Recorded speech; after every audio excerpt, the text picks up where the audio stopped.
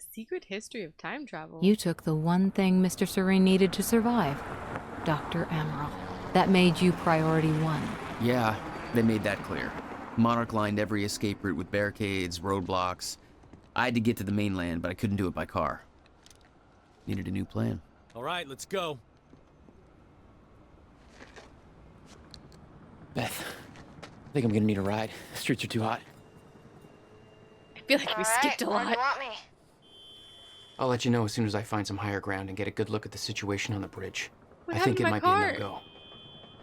We sped off on our sick-ass car. I guess it's over there. I just ditched it in the street? But why? I have questions. Gotta get to higher ground. Yes, sir. We're Batman. I got it. Hello, everybody. Welcome back to my channel. It's RicketyGames. I'm Sydney, and today we are here with Quantum Break. This is the penultimate act. This is Act 4, and we are running from Monarch. We're in a small town. They've taken over absolutely everything. We are on the absolute shit list. I was gonna priority number 1, but they already said that, and I was trying to be clever, and nothing came to mind. We're gonna run in the alleyway. Is there anything fancy? By the way, you let me know that these little circles here tell us where the Chronon sources are, so I'm glad to know that. Can I hoppy the fence? Can I just take it? Takey.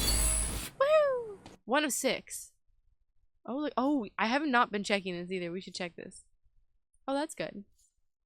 Oh, that's unfortunate. Okay. Got a B. Yay! Oh. Man, fuck. I'm just gonna not look at that. I wanted to get to the upgrades thing, but you have to do it when they tell you. Okay, we've got 8 points available, so that's pretty good, and we definitely gotta increase some things here. So let's do this, because it's just the one.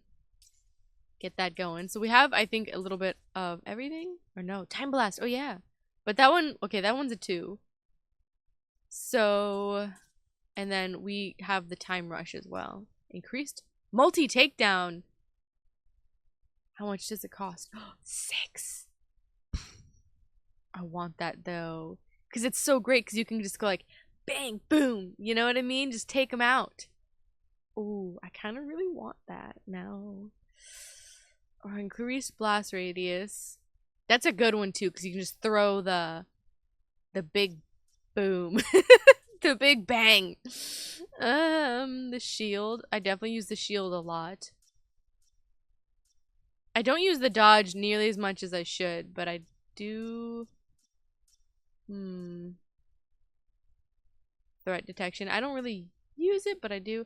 We're gonna. I have to do the multi takedown. I have to. It's just I use it so much. So we need to stock up more things. Oh, hang on. We also have the diaries. Oh, we've unlocked a lot. Oh, shit. Oh, we probably need a whole episode just for diaries. Oh, we unlocked these ones. We didn't have it before. I have not been paying attention. Wow, a lot of jacks. Damn. Okay, let's get Paul's intel collected. I think we only listened to the first one, so let's listen to this one. Okay, finally. Found a stutter-proof pocket. This should work. I don't think anybody will ever hear this, but I need to record it. If only for my own sanity. I don't have long until they find me again. The end of time is here. I'm living the goddamn proof. How did it come to this? Where did it all start? I conducted an experiment with Jack Joyce. I didn't listen. I was a goddamn fool. We caused a fracture in time. I entered the machine, was sent to the future, but where I ended up, there was no future. Time has stopped. Forever. How did he get out then? Like, how did he get back? I spent weeks hiding from things. They're always searching for me. And I'm not alone. Someone else is here, I'm guessing the shifters. hunting me. I see her shadow. Her shadow. The machine is broken. I think we know that. I can't make it work. I have to find a way back. Before this ever happened, find a way to prevent the mistakes we made. This was my fault. It's my fucking fault. I have to make it right. I have to find a way. My right ear appreciated that a lot. So I think that one obviously is after Paul makes the mistake. He goes through the end of time and then obviously is facing the shifters there. That's what he thinks. That's what he said is, well, he didn't say it, but he implied those things are after me, always looking for me, because he is Chronon active, and they said that they gravitate towards people that are Chronon active and they don't take kindly to it. And then he said she is hunting me, so I'm assuming that's Beth, because we know now we've seen Beth shoot at Paul in some other future, or in the future, I guess, not other, because it's a closed loop. So that's interesting on ordering Jack's execution and on his conditions. So this is after we made the business decision. So this is his thoughts there. I ordered the execution of the man who I once considered to be my closest friend. I did what was necessary. In order to proceed, I need to distance myself from my past, my weaknesses. There is a simple truth that I knew Jack would never understand. I've spent years trying to find a way to change the course we're on. It can't be altered. The end is coming, and only I can prepare us for it.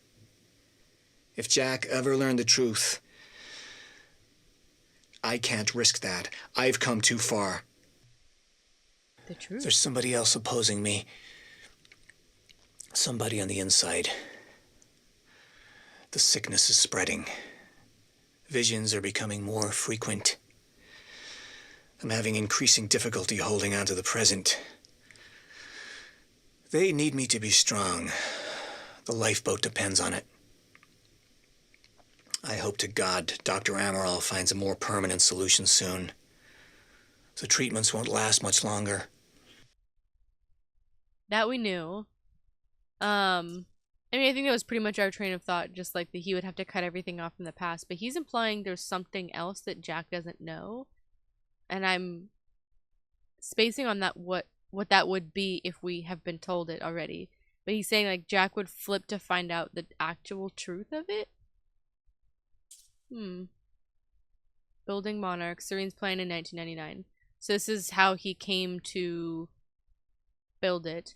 So I guess these things get unlocked when we find all of the documents that we've been finding, because like some of this is information that we know, some of it is obviously added thoughts from Paul himself, but it does have these little intel collected. So like this one happens because of the junction, these ones happen because of things that we find, you know. So like junction, found documents, junction, found documents, and then this is the junction that we just did last episode. So that's kind of interesting. September 5th, 1999. Again. I found a way back from the end of time through a second machine. I went back as far as it would send me. February 28th, 1999, with a simple goal. To use my knowledge of the past to protect us from the future I witnessed.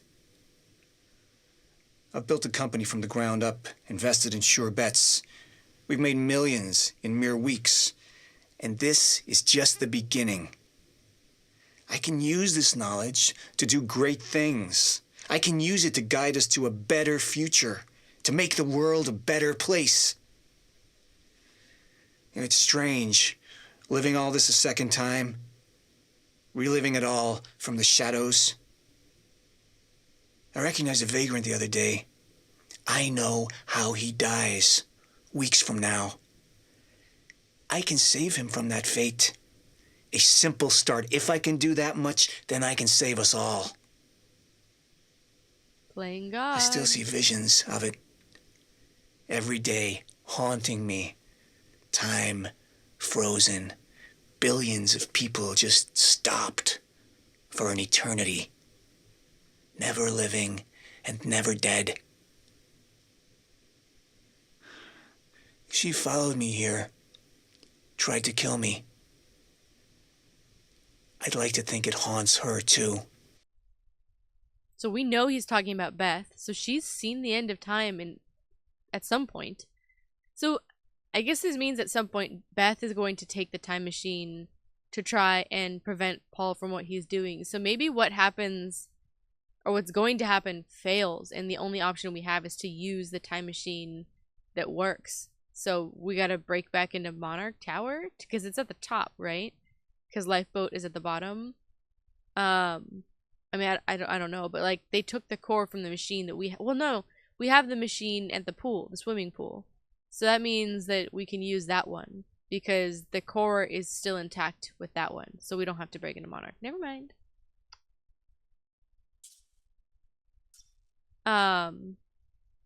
He would make a good master in Doctor Who. It was him. The whole time, Martin fucking Hatch has been sabotaging me from the inside. He destroyed the lab containing my only treatments. I can feel my sickness spreading by the minute. Without those treatments, it's only a matter of time until... He's had his hands in every phase of Monarch's development, overseen our R&D division for years. Why? Why now? This can't be about control. He wants control of Monarch. He is using this company for his own agenda, building towards something. All those secret projects I granted him. What has he been up to? We will find him, and I will put an end to this once and for all. Good luck. He's a businessman in his own right. I mean, he sees the value of tagging along with someone like Paul, who's going to be an absentee owner, right? He has, you know, essentially been the owner of the business in Paul's stead. Why would he want to give that up, I guess, is that the real question. So we've heard the first diary of Jack. Will and Dr. Kim working at the same time. We knew, and we've heard this one too. We haven't heard Diary 3 on helping, on Nick helping us. Let's talk about a cab driver named Nick Marsters. Where is he? Why is he helping you? You tried to kill him. I don't think you like that. What does he know about... He was the only one I got there in time to save. I saw that room. The bodies. None of the witnesses from the university got out alive. Let's focus on... No, you fucking killed them. All of them. You went too far. Seeing those bodies changed everything. I knew I had to stop it. Stop it from ever happening in the first place. Nick Marsters, where is he? Fuck you. I think it's time to take a break. Yeah, well, that's kind of how that goes. I mean, you see a room full of bodies of innocent people. Oof. Okay, November 11th, falling out with Will. On Jack's last meeting with Will before he left Riverport. You said you'd been to William's workshop before. What brought you there? He sold our family home to finish building the countermeasure. He never told me. When I found out, I was furious. I hadn't talked to the guy for almost 3 years. He stopped answering the phone. I figured he was deep into drugs, gambling, something bad. Did you discover the truth? I never gave him the chance. I found him outside that workshop and tore right into him. Blamed him for everything that went wrong between us. I could see in his eyes he wanted to tell me, but I wouldn't let him. It was the last straw, you know? If I'd handled the situation a bit better... Let's move on to the next question. Okay, so that's why Jack flies off the handle. Like, Jack was already going down kind of a bad path. Will was already invested in the time machine and kind of his own life, right? So they were already drifting apart, but the last straw was selling the family home without telling Jack. And that's a big move. I mean, I would be pissed. Especially to just have that happen and not be a part of the decision or anything like that. No goodbyes, nothing. Especially because we know their parents died in a car crash, right? So that's, you know, everything in that house is the last memories they have of everything as a family. That's pretty heavy. So that's the reason that they stopped talking and Jack just cuts everything off and presumably does something we know puts him in a very bad position, and that's why Paul gets him out and sends him to Thailand to go cool off and to avoid getting in worse trouble in Riverport, at least. Okay. So, and there's also, just as a separate note, these are Jack's diary entries, like his discussions with Clarice Ogawa, whom we know to be working with Martin Hatch. So it's just worth noting, I suppose, just that the situation that we are listening to still hasn't come to pass yet. Alright, we've got 2 more. So, meeting Martin Hatch in the cell. This is when Martin Hatch frees him. You gave yourself up at the party. Paul Serene responded by ordering your execution, yet here you are. Here I am. How did you escape that cell? You work under Martin Hatch. I do? Then you know how I escaped. It made me wonder whose side he was really on. I've done some research on the guy since then. He joined Monarch in 2001. He helped Paul shape the company. There's no record on Martin Hatch before then. Nothing. Like he didn't even exist. It's almost like he came back I from... think it's time we move on. Whoa. Okay. So he joins in 2001. That's 2 years after Monarch Solutions gets going. So the time machine gets built in 1999, we know, right? That's when Will finishes the first one. And we know that Paul Serene goes back in time from the end of time. He goes back to 1999, as far back as he can go. So he emerges there. Somehow doesn't get caught by Will, because he has to come out of that machine, right? He sets up the business, makes a bunch of bets that with knowledge from the future, right? He earns all the money that he does. And then 2 years later, mysteriously, Martin Hatch comes to work for the company, earns Paul's trust enough to become the CEO and kind of go from there, and starts running everything for Paul behind the shadows. And Paul fucks off to go do whatever Paul does, setting up his end of time plans from the shadows, while Martin runs Monarch as a public company. Interesting. But there's no record on Martin Hatch prior to that. I mean, doesn't necessarily mean anything in particular, but it's a particular detail they want to mention, so there's something significant about it. It almost implies that there's like a supernatural something to it, but it doesn't necessarily have to be that. It could just be that he's very covert and he came from something top secret before that, right? And he can't tell anybody, and that's why he knew to go to Monarch Solutions or something like that. But obviously something more is more complicated than just like he didn't have a resume. We know Martin Hatch is like worth more than he appears to be. He's not just a business guy. He's very crafty, he's very clever. He's obviously building something in the shadows of Monarch, and he wants Monarch the business for sure. But Paul mentioned in the other diary that he has been approving personal secret projects of Martin Hatch. So he's definitely building something. We don't know what that is, and we don't know where he came from. Interesting. Last one for now. The second time machine and Jack's plan. So fixing the fracture and closed loops. Your behavior shifted during your mission to kidnap Dr. Amaral. You became less foolhardy, more calculated. What changed? True. I found hope. The second time machine? You actually thought you could go back and stop the fracture from ever occurring? Stop everything? There was a chance. That was enough. Yet every sign you've seen has proven otherwise. Your own brother posited that time works as a rigid closed loop. No interaction with the past could possibly change what has already occurred, and any attempt to do so would merely cause such events to occur in the exact manner they always did. Perhaps there was a lesson to be learned. My brother died trying to save this world. You know the last words that came out of his mouth? I'll never stop trying. Lesson learned. Lesson learned. Aww. Not much to unpack there. Just straight up that Jack is definitely getting his shit together, right? Right, this isn't the petty, like, crimes that he's been doing. This isn't, you know, like some random small world kind of problem that's happening between you and some other person. This is the end of time. And this is his brother, everything that his brother's working on to, what he sold the house for, right? and it's much bigger than all of us, as his brother quaintly put it at the very, very beginning of it.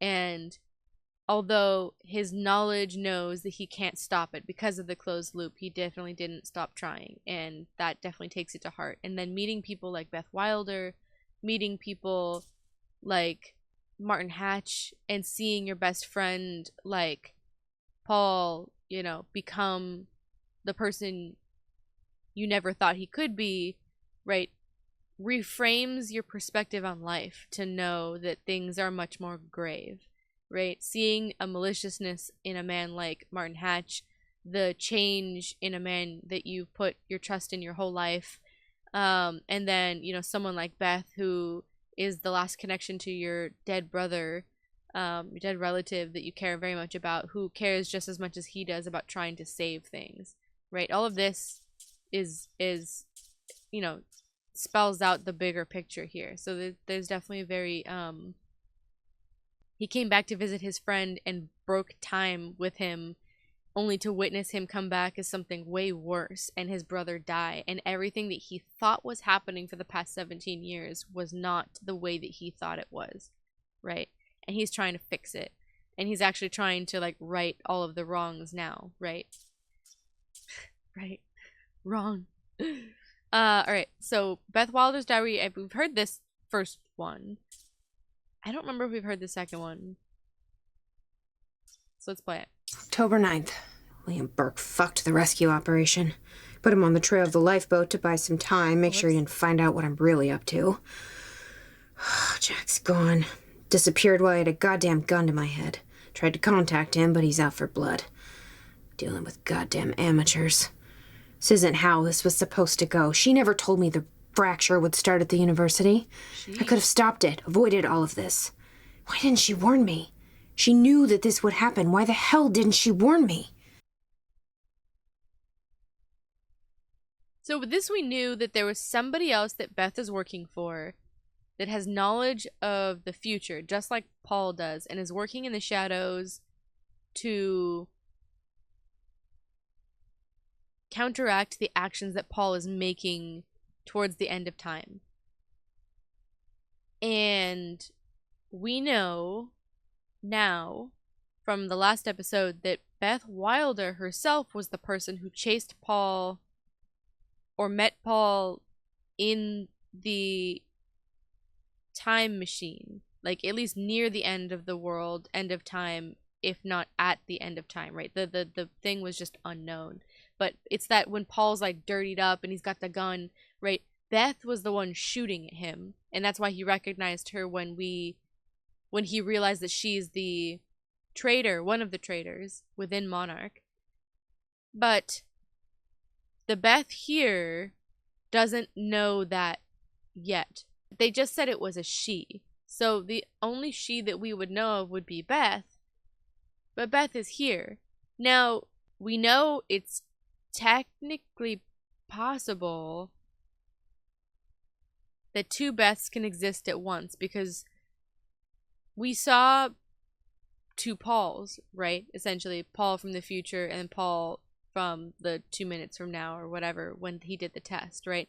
Those two were able to interact and hang out in the moment, and then obviously had to end up closing the loop. So the other one went into the time machine, and then the Paul from the future stayed, or whatever, vice versa. I don't remember. It's confusing. It's fine. One of the Pauls has to stay, the other one has to go to close the loop, right, in the thing. And there technically shouldn't be two people in the same timeline at once. Or can there be, I guess, is the question. Because it would be weird, but if it's all top secret, Beth Wilder, who is the one who knows all of this stuff, right, that went back to 2010 to talk to Will, and he's, because, right, remember, we watched the tape when we went to the swimming pool, and Beth was like, I don't know him yet. Like, I've never met your brother in person. Maybe she doesn't, but a future version of herself will. And that future version who does know Will obviously went back in time to meet him in 2010. So there's that. And maybe that same Beth is the one that met Paul at the end of time to try and kill him, or, you know, end it or whatever to prevent him from going and completing the loop to stop the loop, right? But wouldn't things like collapse in on themselves if there's two people of the same timeline in the same place permanently? I don't know. I don't know enough of that. I'm not a quantum physicist, cycle person. I don't know. But that's what my brain is going to, because there's the only prominent she that would know. Unless they're talking about, like, Dr. Armorall, that's suddenly, like, helping us. But I don't think at this point in time she would be. Unless Sophia has been working behind the scenes and there's multiple traders at Monarch Solutions and just, like, everybody has their own agenda within this whole thing, which wouldn't be much of a surprise, but, like, damn, Paul, way to pick them. Those would be the only two people that seem like they would have any merit to be pulling strings like this behind the scenes in a significant way with knowledge of what is happening. So there's that. Interesting. October 9th, 1900 hours. We found it.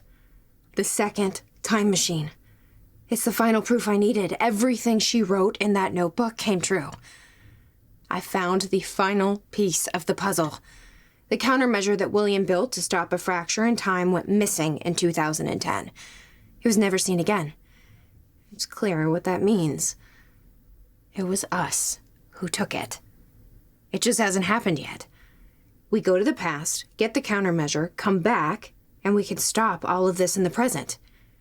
That's our mission. Even if Jack doesn't know it yet. He's convinced we can go back and simply undo this all. He lit right up when he saw that machine, like time travel is some kind of goddamn magic eraser. I mean, He's gonna be in bad shape when he realizes the truth. Maybe even worse than I was. Poor bastard. Guy's stubborn as hell. Did I mention his ingenious plan to kidnap Dr. Amaral? Let's just say he's in handcuffs right now, waiting for me to Trojan horse his ass out of a high-security Monarch facility. He's got balls. I'll give him that much. Maybe I'll wait a bit longer. Make him sweat a bit. ma'am, this is not the time for games. Okay, that's interesting. Best mysterious knowledge of the events leading to the fracture and her plan to fix it. Okay, so there's no physical person. And I think that wraps up the conundrum that I was just talking about moments ago. I think it is Beth, and that's why she refers to it like as us, we did it. And I know she's saying like us as in like our side, but I think she's also referring it to like us, like collectively, like the Beths. And she's taking instructions from herself. And knowing Beth and how she is, like, why wouldn't you listen to yourself, right? Okay, now to the thing I'm really interested to see, which is the 2 diaries of William Joyce that we have unlocked.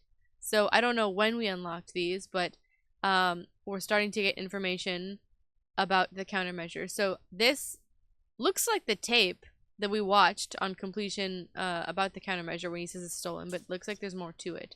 So interesting. So let's just see what it is. It's done in 2010. All right. July 4th, 2010. It's 9 a.m. Beautiful day. It's a beautiful day. It's finished. Finally finished. 11 years. And it's finished. In 1999, she warned me that my research may lead to a fracture in time. Covered my tracks, hid the machine, but it wasn't enough. The fracture's no longer just a possibility. It's imminent.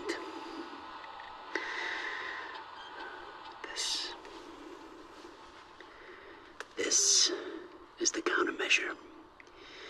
This is the assurance that the fracture will no longer run its course. The science is sound. Now it's just up to the execution. Don't break it. Haven't heard from Beth Wilder in months. I don't know. I don't know if something's happened to her. I get the feeling I'm being watched. Watched. I can't tell the amount of things I've sacrificed in my life After this, I've isolated everyone I cared about. My relationship with my brother. Everything. This has to work. It can't be for nothing.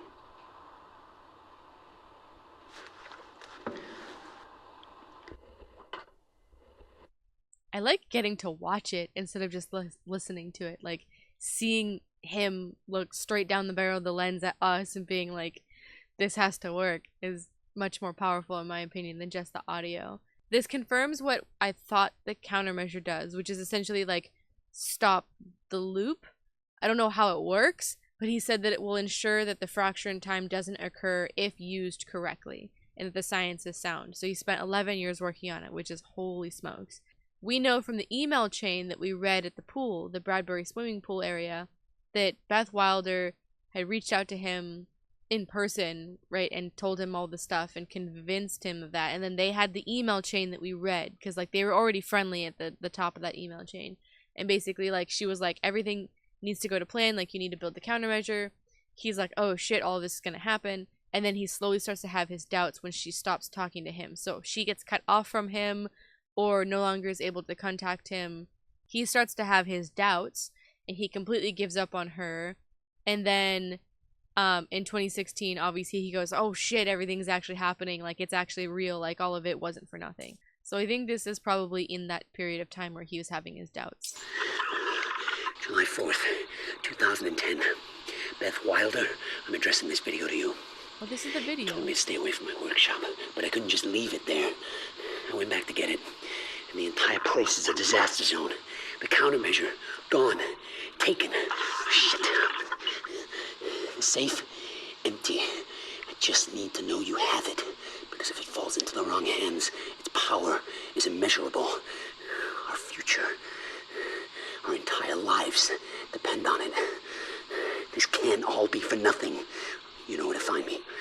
Please, hurry. Okay, that's just straight up the video that we saw in the pool, and I guess we have to see it closer.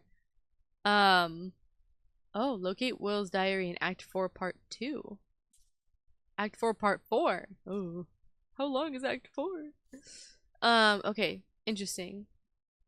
So we'll get the rest of these all in Act 4, it looks like.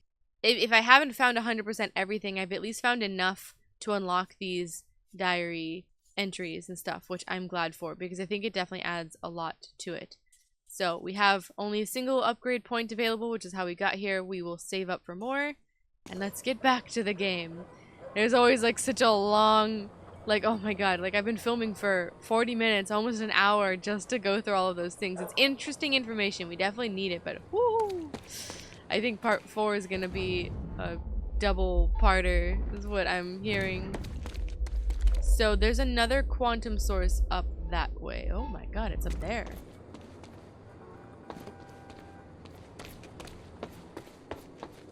How do I get it?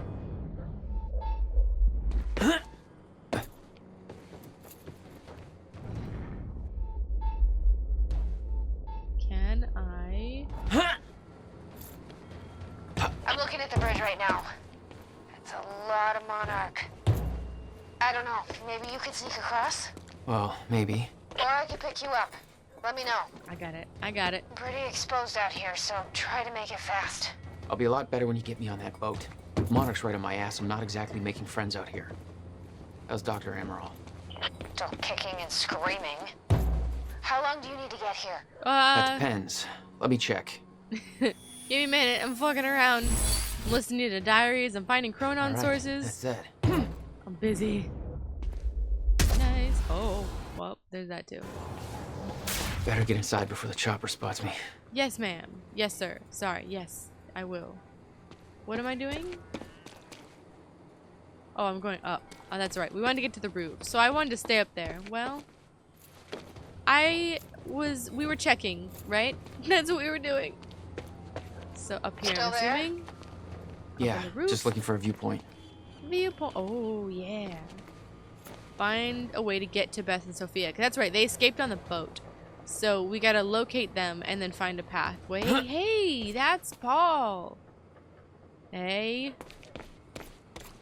Things are getting weird. It's cool art. I love that the graffiti is like a part of it. I love cool graffiti. It looks awesome. Timey-wimey, please. Got the sky. It's looking suspicious. Got the fan. A saw. Some beer. And a giant ass boat. Nice. Hey, TV. Oh! Yes! I'm so excited. So, we don't know where he is. We can't find him. So we need to look into a replacement.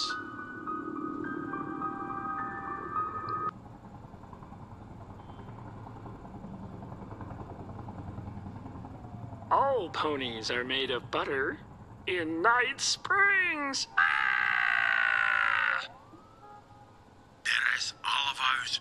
Lots of the Kratzu things happening in Gitu of Night Springs. Thank you. You're looking for another All voiceover. ponies are made of butter in Night Springs. We know the old dance, the fortunate and the destitute. The haves and the have-nots. Those who dine at the table and those who starve in the street. But the tables can be but the tables can be turned. The gluttonous consumer may find himself the consumable resource. Do that again.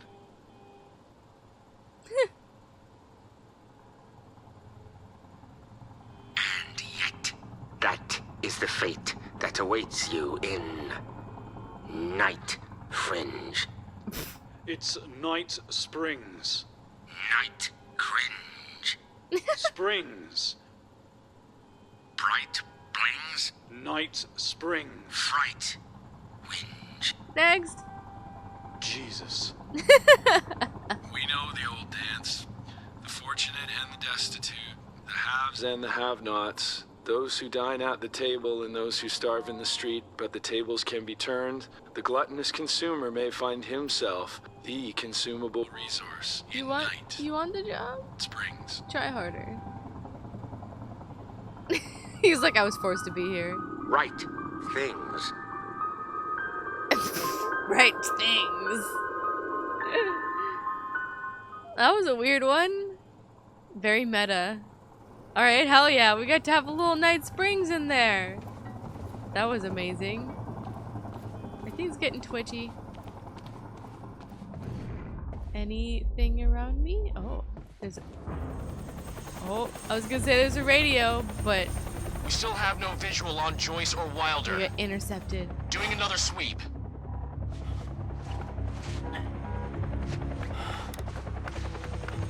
Where are we? Clock tower?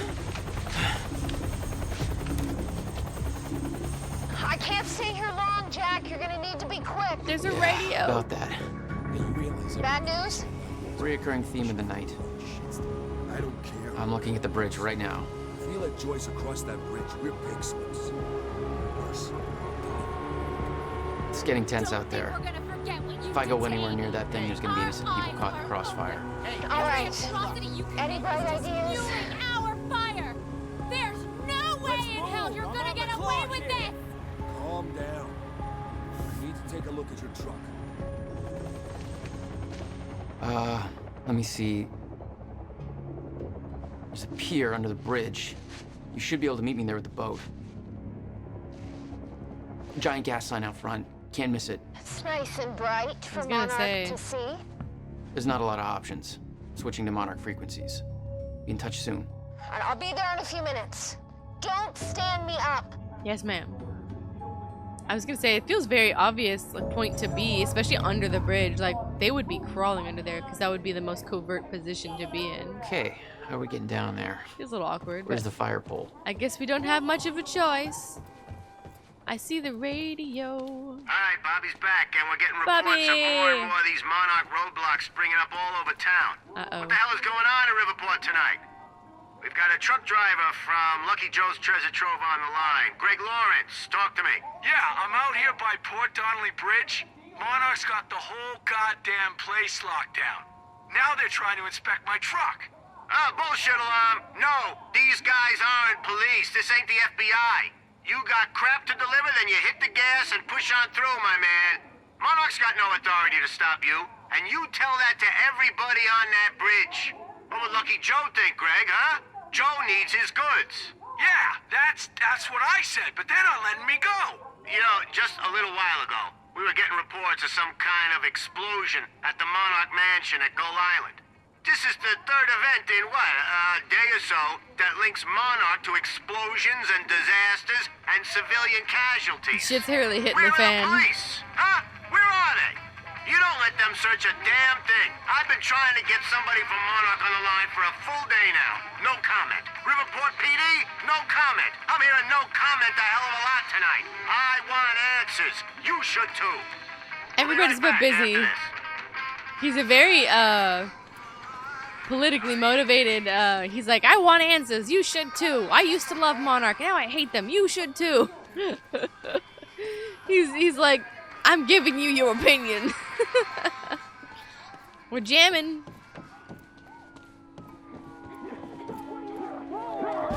Ooh. Oh. Bastards. That's concerning. Anything around us? Doesn't look like it. What was that? Odell's. I almost thought it said oh dears for a second. I was like, something. Alan Wake. Oh man. We just caused absolute hell. And just like Umbrella, they have all the power. They've bribed everybody. Oh shit. They're getting out of their cars. Some asshole from Lucky Joe's won't let us search his truck. Yeah, It Lucky works, Joe. Serene. We take the hard line. Easy on the trigger finger, but if it comes to it... Copy. Just drop him. Make sure he's not eating a burger and running anybody over with infected with the virus.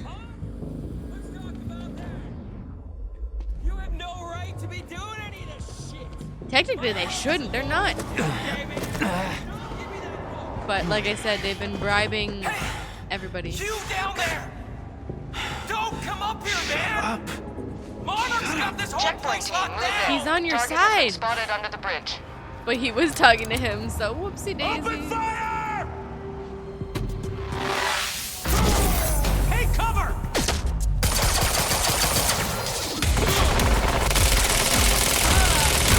Toast, motherfucker. Toast. Toast. Yeah, bitch. I'm in the mood today. Steele, we've got eyes on the pier. Keep your sights on that dock. He may try to escape by water. Shit. Yeah, HQ, well. the civvies heard gunfire. They're freaking out up here. Well. Change of plans. The pier's too hot. Gotta find another way across. I'm almost there. Just wait 2 minutes. I'm not putting Dr. Amaral at risk. Yep. I'll make it across that bridge. Whatever it takes. Whatever it takes. It's okay, we got time powers. We can do it. I need to get up to the bridge. And cross it. Yes, sir. We're crossing the bridge. Let's oh, we are the breaker of doors. Good. Just got a good shoulder ram straight on. Okay, so there's nothing this way. Oh. There is indeed. What have we got here? Nothing yet. Alright. Good-ish. We found things, a ladder, junk, love We got it. civvies trying to push through the line. The civvies are on our side too. Orders. Hard line. Any means necessary. Oh, we've got anti-monarch graffiti, just like the fireflies.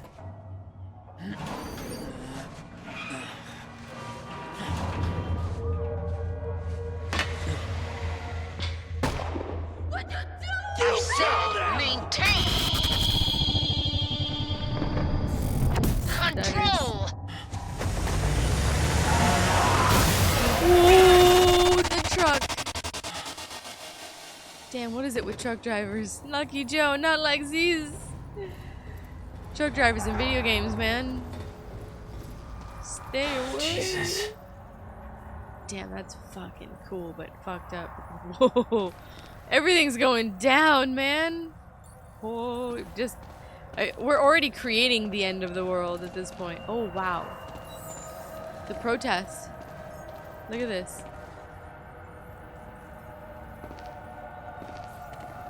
Damn, dude.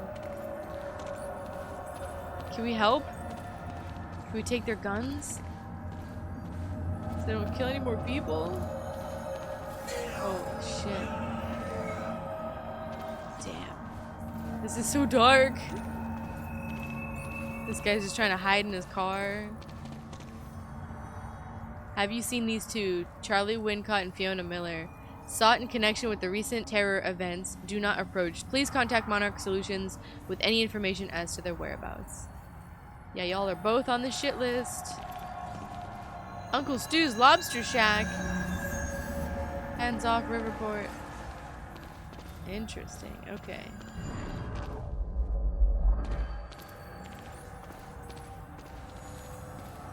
So I guess we go past these guys, yeah? Through the barrier. Anything of interest? Oh, yes, there is. Behind me. Where? Oh, I see it. I got the radar thing down now. Okay, okay, okay.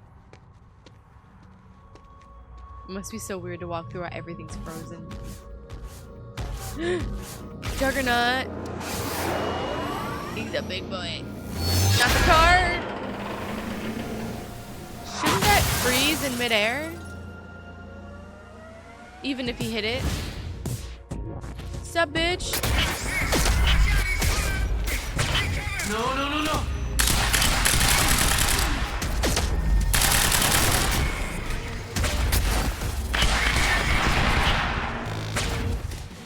Yeah, bitch.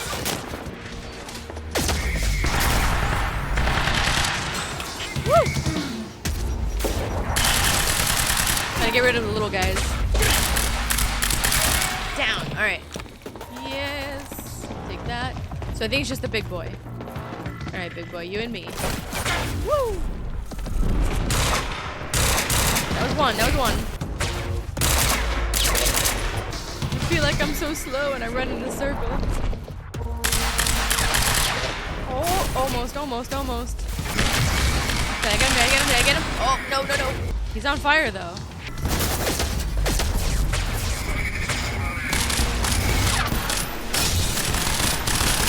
Did I get him? Did I get him? Okay. Oh, yeah, baby. Okay, good. That's cool. Just gotta Hell make yeah. it across the bridge and we're clear. Ooh, yes. It's like a weird, fast but slow battle because you just kind of have to run in circles. But at the same time, you can definitely deck your ass really hard. Big shot.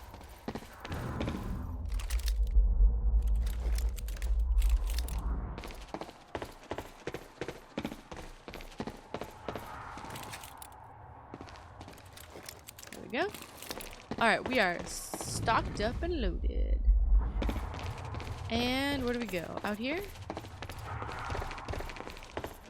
Yep. The stutters really help us because we get to make our way across without having to wreak too much havoc. What a thrill.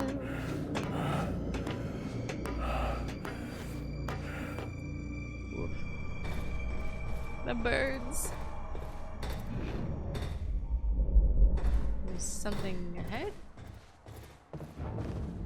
Oh my gosh, all the way over here. I'm finding you now. I don't know when they told us about the little radar thing, but I was made aware of it. Thank you. Going down. Blink and you miss it sort of instructions with this game. Oh, this is cool looking. It's cool. Back to normal.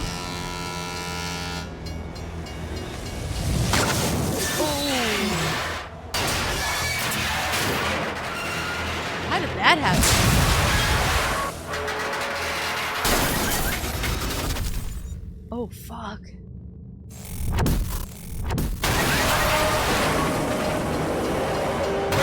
man.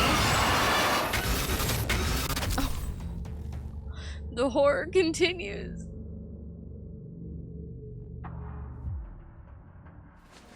Oh man. We blacked. Oh fuck. God. We're lucky. Holy shit. How did we even hang on like that? Legs don't do that. You have to be conscious. Oh no. This is so bad. No shit, man. I hear smashy things. I knew I'd be dead if the stutter collapsed while I was in the frozen crash. I had to reach solid ground, and the deck of the cargo ship was my best bet. Just had to find a way down.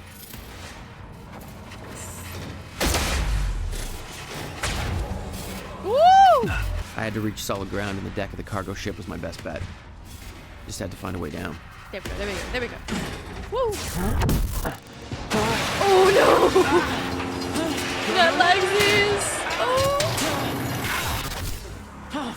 Damn, dude, you are so lucky.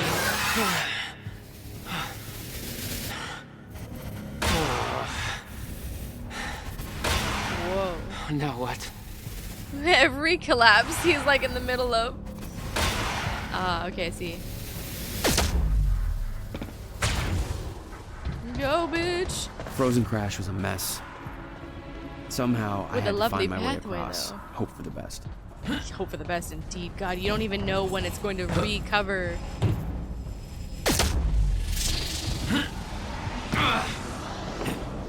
Ooh.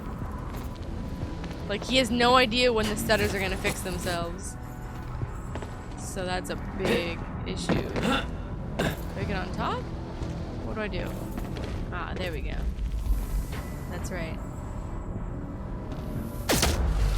Go, go, go! Ooh! Ooh! Don't get submerged. I kept heading downwards, towards the cargo ship. Oh!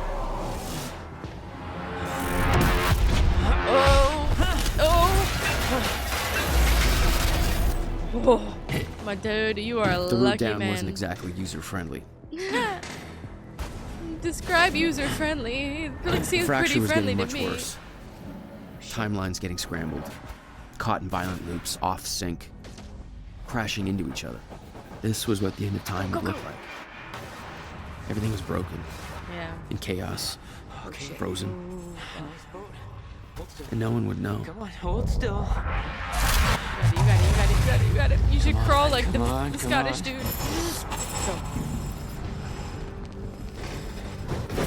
Wow!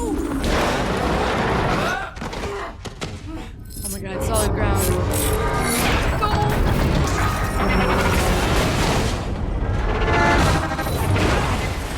The next taxi. Oh, should have gone through the donut. Good luck. So Fracture was escalating. Objects were moving out of time, out of order, entire timelines overlapping. And it was gonna get worse, unless we could stop it. It's so stressful. You don't understand the power you're wielding. You need to hand this technology over to Monarch. I've prepared for what happens next. You say you're prepared, but no part of this plan of yours involves stopping it from happening. Even if I fix William's machine, what could you possibly hope to achieve? The end of time is coming. There's no way to— Hey! This isn't a debate. I just watched a ship fast forward through a fucking bridge. Time is running out, and the fracture's getting worse by the minute. And it cannot be stopped. Paul has been to the end of time. He's witnessed it firsthand. Can't you see? We prepared for what's next out of necessity. Your research is based on work by William Joyce. You respected him. He knew that the fracture would occur, but he also knew that it could be fixed. Will built a way to stop the fracture. This. The countermeasure. We're traveling to the past to retrieve it. Bingo. You can help us get there faster. Or you can agree to disagree.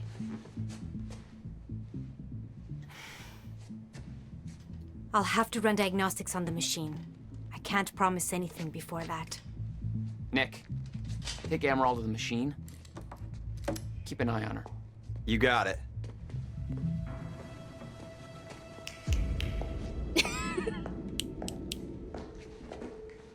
Welcome to the team, Doc. Don't make me shoot you. I love Nick. We got the plan going. Also, Jack, before we head downstairs, we have to talk about something. are you gonna tell me who the mysterious she that you work for is? Because I would love to know. Also, I was thinking about this when I was messing with some of my previous episodes, but pool and loop are backwards. Like, they connect. I don't think that's a coinky-dink, knowing Remedy. Right? Loop is pool spelled backwards and vice versa. Anything extra? Oh, yes, there's extras. Hatch. This is the guy that visited me in the cell. We got a little... Sounds like Serene's onto him. According to Monarch Communications, Hatch sabotaged a Monarch lab. He may be undermining Paul, but I get the impression he's not on our side. Yeah, definitely not. Joined Monarch and... Okay, so these are the facts. We got a little bulletin board on Martin Hatch. Okay, Martin Hatch dossier. Martin Hatch, what we know. Facts gathered by Fiona Miller so far. Okay. Joined Monarch in 2001. Became Serene's chief advisor around 2007. So he spent 6 years basically earning his trust. No records before 2001. Who was he? Where did he come from? Working against Monarch? Possible links to the following. Death of Dr. Kim? Unconfirmed. Alone with Dr. Kim at the time of death. Death occurred just as Kim was on the verge of a solution to Serene's time sickness. University time machine sabotage? Unconfirmed. Miscalculations on purpose? Hatch seen in lab. Assistance in Sophia's kidnapping? Confirmed. Distracted Monarch while kidnapping occurred. Knew we were coming. Did not alert Serene. Destruction of Serene's remaining sickness treatments? Unconfirmed. Was present outside Dr. Kim's lab when the lab was destroyed. Accused Sophia of being responsible for this. Helped Charlie Wincott escape? Confirmed. Currently helping Charlie reach Monarch Tower undetected. Disobeyed direct orders from Paul Serene. Wants to access CFR. Potentially desires to sabotage the lifeboat protocol. Sabotaging Serene. Motive. Secretly assuring Serene's downfall. Wants to take over Monarch? Why? Sabotaging Monarch's survival plan from within. No possible reason for this. Doesn't believe countermeasure could stop the fracture. Nope. Not a potential ally. Works for Monarch, therefore believes end of time is inevitable. Then why attempt to sabotage the lifeboat protocol? We don't know that he is sabotaging the lifeboat protocol, but he didn't seem happy to see Paul activate it when we watched it in the episode, so it definitely seems to be barking up the right tree there. I just don't understand why he would want it to not go through. He wouldn't be impervious to it unless he thinks those eye drops are gonna do anything. Oh, how do I get to the... There's a thing behind those doors, but I guess I maybe have to talk to Beth first. There's a thing and I want it. It's a radio. I'm the breaker of doors, but I must talk to the girlfriend first. Okay, hello ma'am. What's this? Beth's 2010 plan. Beth's charts and plans for the plan to travel to 2010 and steal the countermeasure. Okay, this is what we thought we were gonna do. Okay, this is what I thought.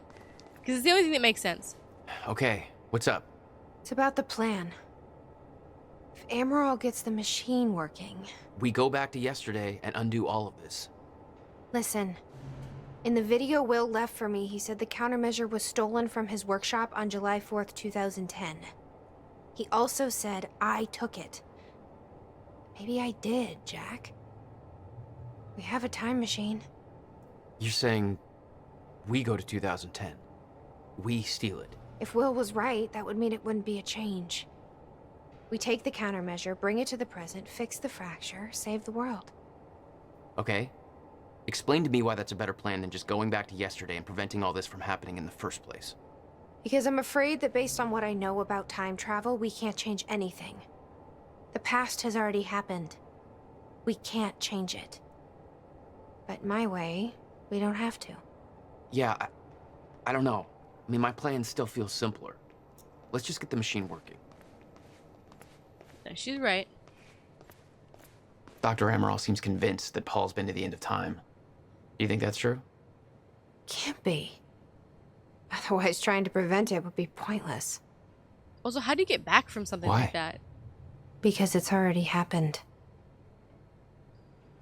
Well, her logic is kind of flawed there, because we already know that Paul believes the end of time and Monarch believes the end of time is inevitable, right? And that's why they're building the lifeboat protocol, because it's not about preventing the end of time. It can't be prevented. It's about essentially riding through the end of time and ensuring that there's a pocket of people that can survive time being fucked up and frozen long enough to essentially undo it or fix it within that time. He said they bought themselves essentially 50 years, maybe more, but essentially to try and find a solution that, like, he can't stop it from happening, but he can ensure that there are people around to live through it, to try and either fix it or prevent it, something or other, to the effect of just more time to figure out a solution, essentially. So it's kind of interesting that she says that she's not really paying attention to what was going on there, but I know she knows. So there's that. I also got right up in her business. Like, right up. Radio time. Hello, Riverport. It's Bobby Radford and, Bobby. Well, you know where we're at, don't you? The Port Donnelly Bridge is gone, and God knows how many people are gone with it. You ever heard that Hindenburg thing, you know, with the guy going, oh, the humanity, oh, the humanity. Jesus, I know how he felt. I don't understand how that happened. I hear the people on the boat were saying the bridge was up. Video footage says it wasn't, that the boat just rammed into it. It's insane. It's... Christ, Riverport's in so much trouble now, folks. We need someone to declare a state of emergency or something. But nobody's doing a goddamn thing. And nobody's talking about the fact that Monarch had set up an illegal roadblock right on that bridge, searching all the cars. No warrants, no due process, no nothing. Just near where their goddamn fancy mansion blew up. And now, this ship rams the bridge. That's a coincidence? That ain't no goddamn coincidence. I think we got that, and now we've got reports of car accidents happening all over the town. We've got... Why isn't somebody doing something? Huh? We're trying. Hello, Mayor! You're asleep at the goddamn wheel! Wake up! What the hell? He's on the payroll. We'll be right back. He's like, I need coffee or something. Get me the Oh Dear Tyner coffee. So things are not just freezing and unfreezing, and that's what happened with the bridge. Is Jack mentioned it in that moment, the cutscene, that things are not just freezing right now, they're also falling out of time. So the bridge was up and then it went down, and that's what happened. Because I was like, how does the boat would have had time to stop essentially, but it didn't because the bridge was up, but then time got screwy and the bridge was suddenly down, and that's why it rammed. And it's going haywire now because we're getting closer and closer to the end of time. Time is fracturing and getting all fucked up. Beth. Let's see how Dr. Amaril's doing with the time machine.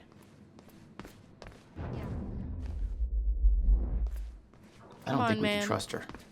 The way she looked at the countermeasure like she's seen it before. She probably she knows what it does. She studied his work, no? You think Will told her about it? No. Will was never the kind to open up.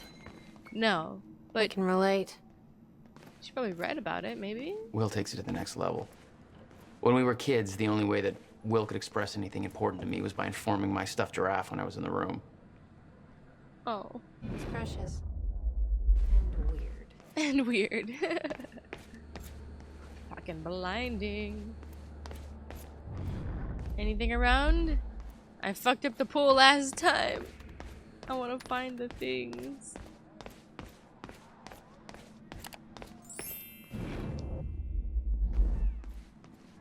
If I find things now, does it change my grade in the past? Nothing so far. Oh, it's on. So there's that. I'm not sure. I'll go check. She's up there. Gotcha. Okay, but I want to make sure that we find some stuff before we go talk to her. Let me do a once around, see if there's anything worth reading. If there is, you'll hear about it. Hey, Jack, come check this out. Yes, sir. I'm coming. Hey, we saw this, didn't we? In one of the Shouldn't you be visions? keeping an eye on Amaral?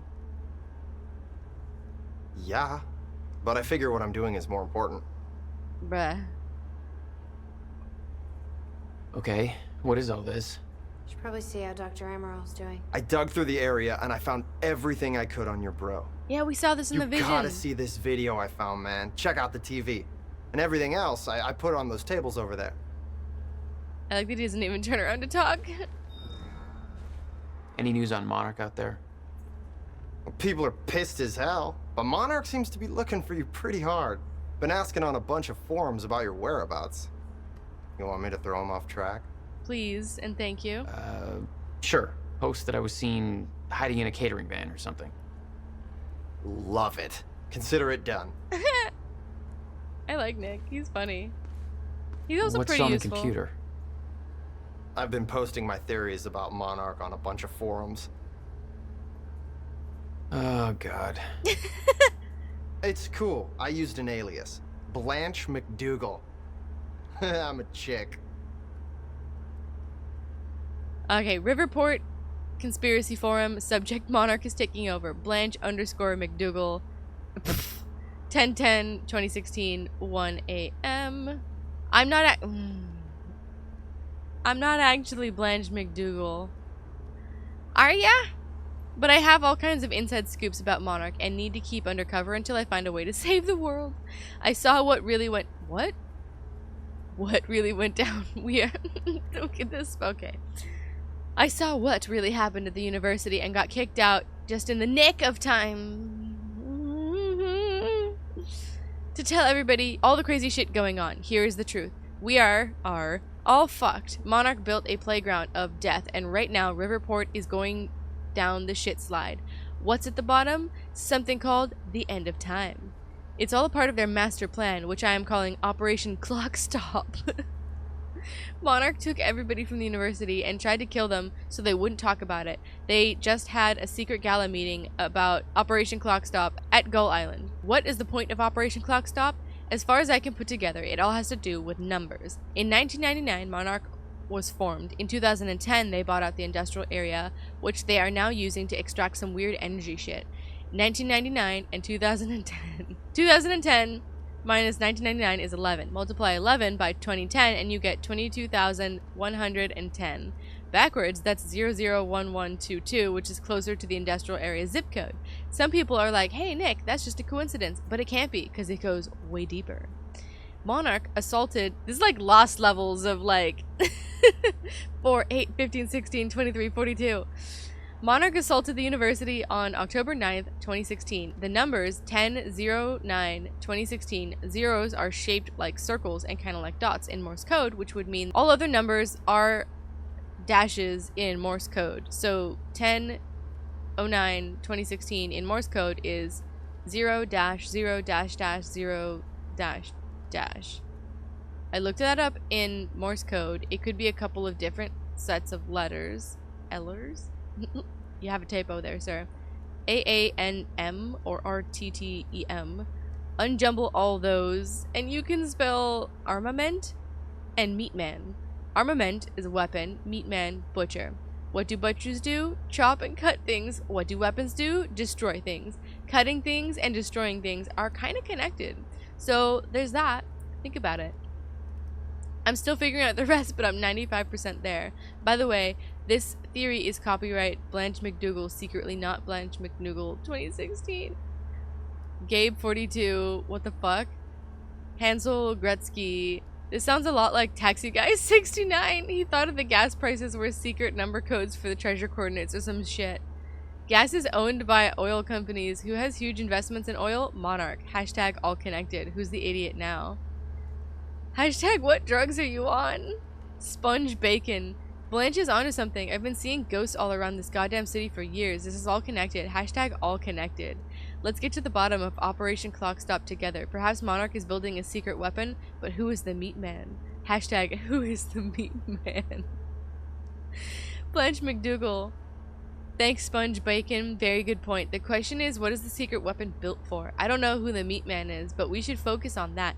It doesn't make as much sense as my numbers theory.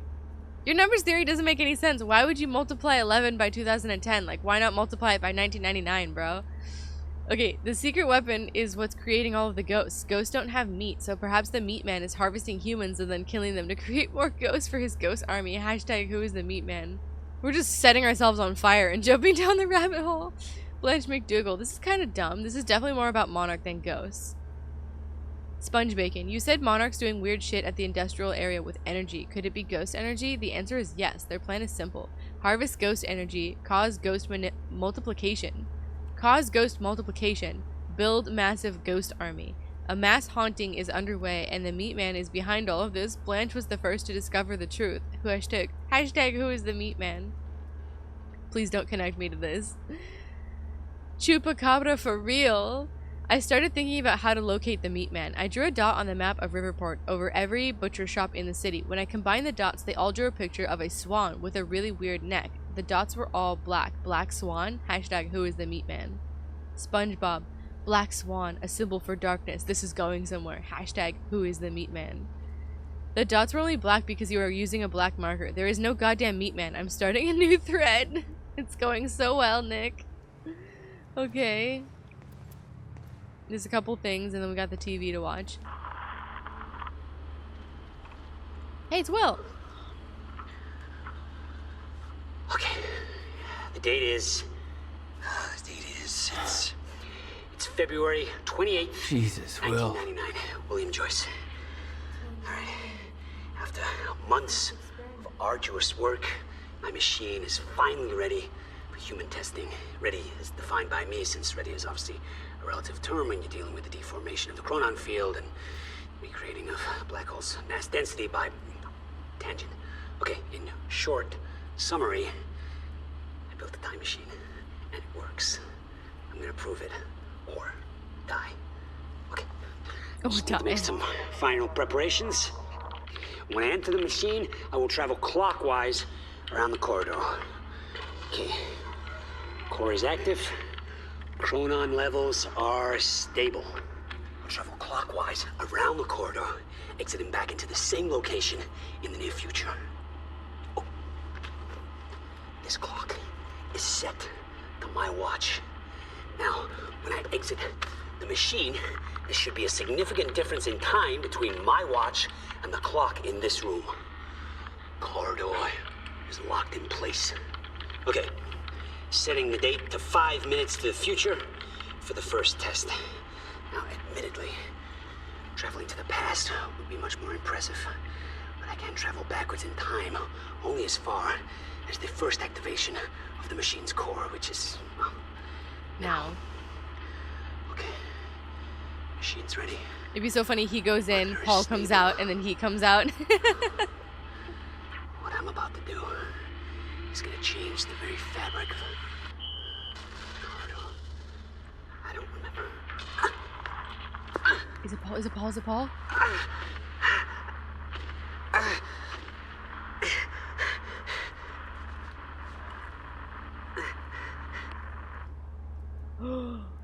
That must have been when Paul came out and he attacked him and he didn't get to know it, maybe?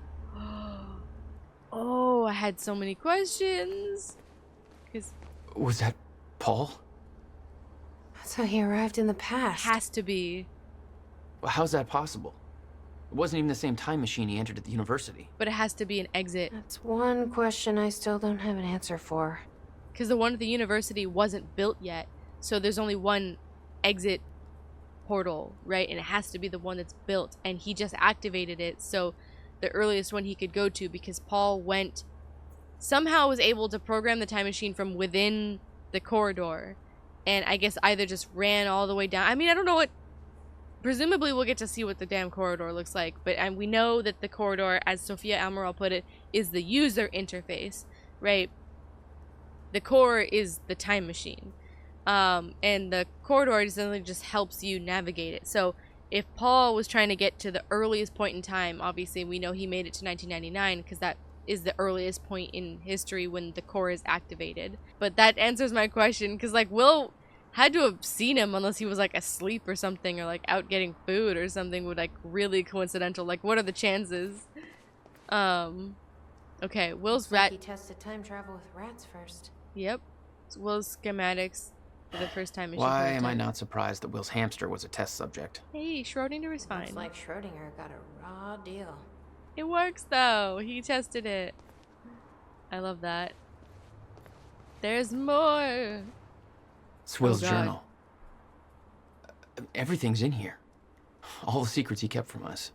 Everything, but it's short. If he just told me about all of this, I could have... It's best not to think about that. Pass is done. He spent 11 years building that thing. Abandoned everything else, including me. Now I know why. At least you get an answer. Most people don't. Most people don't get any answer. William's journal entry 63. I just got back from the funeral. My parents are dead. It feels like I was just told about the crash an hour ago. It isn't real yet. Standing there, I was numb to it all, weighed down under some expectation to emote in a manner that suited the situation, as if I needed to cry to appease the crowd. Jack was always the younger brother copying me. In that graveyard, our roles were strangely reversed. Tears were running down my brother's face, and I was observing him like some alien desperately trying to learn to feel. Looking at the pain in his eyes, I wasn't thinking about my parents at all, only Jack. Death is supposed to bring the living closer together, but I've never felt more distant from somebody I cared for so dearly. It tears me up inside that I can't protect him from what he's going through. I can't ease his pain. I don't have this social proficiency to wield my empathy into some well-articulated apology that will make him forget this. The irony is that the only cure for this pain is time. Time. Ever since February 28th, 1999, the concept has been given new meaning. The experiment was meant to give hope, not to take it away. What I was told that day has haunted me ever since. The very notion of a fracture in time has overshadowed everything since. Even this. I don't need to see the future to know that I will let him down. I can't be the parental figure that Jack has lost. I can't be the brother that he needs. It's Christmas. I can't even give him that. No one can. There's nothing I want more than to protect him, and there's only one way I know how to do that with certainty. I will finish the countermeasure. I will make sure that the dangers I was warned of that day never come to pass. I can't fix the past, but it's not too late for the future. Oh, that's a heavy one. Okay, this does give us a little bit more insight into the events that are happening. So February 28th, 1999 is when he finishes the time machine. But we just saw the video and he got tackled by Paul, who emerges out of that time machine. He must have told him right then and there, obviously. And he knows who he is, right? They all grew up together. So Paul comes out looking freaked out and fucked up because he just saw the end of time. He goes all the way back to the very, very beginning. Realizes that this is what Will is doing and basically tells him, like, everything's gonna get fucked up in 2016. Like, the fracture's gonna happen. You have to stop it. And that sets Will on the path to build the countermeasure from 1999 when he finished the time machine. He goes in one big project to another, but he only did 2 years the other one. It took him 11 years to build the countermeasure. Wow. So he finishes the countermeasure in 2010. And then it immediately gets stolen by us. This man does not get a break. But it makes sense. And then Paul has to leave, though. Doesn't he? And go back to a different time? Because how does the Paul that exists in 1999, like, what's he up to? Right? Because Paul from the future, end of time, comes to 1999. And then we know that in 1999, Paul sets up Monarch Solutions in secret. So are there just two Pauls as hanging out in 1999 and forward? But that can't be. I'm missing something and my brain's it's not coming together for me. But he wants to try. And of course Jack is in Thailand, yada yada. I try to forget that period. Oh my god. Please say there's a CD. Dude, I already got it in stereo. I already got it in stereo. Yes. With special guests. God damn it, you guys. Was this their band? Is that young Paul? Uh-huh. Your true weapon is obviously the healing power of the music. The guy all the way on the left kind of looks like Sam Lake. Not even that bad. I could totally bone to this. Thanks, Nick. Paul looks like he's in the middle, and then a very young Shawn Ashmore on the left. That is hilarious. We gotta listen.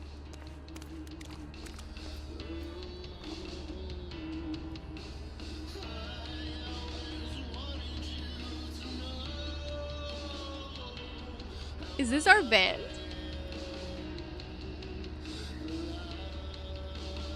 This better be Pose to the Fall. In stereo. Love it. Okay.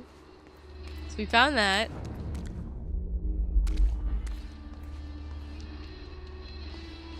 There's gotta be more things around. Can we go in here? In the toilets? No use going there before talking to Dr. Amaral. Oh, well. Alright, I think we're pretty solid on whatever it is that we can find out here. We're missing a couple items, but I think we have to trigger events with Sophia first. Alright, Doc, what's up? How's it look? The problem is quite simple, really. The power relay is down. You'll need to find a way to reset it up. There, where the light is. I'll lower the ladder for you.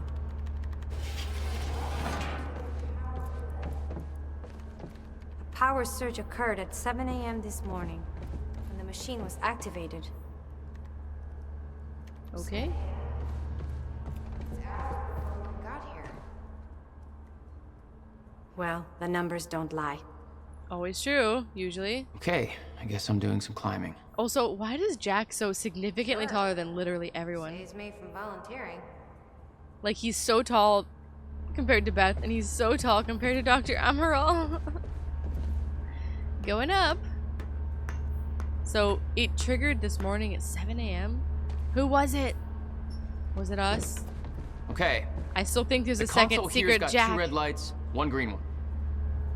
to save his brother. Go to the 2 stations with the red lights before activating the relay.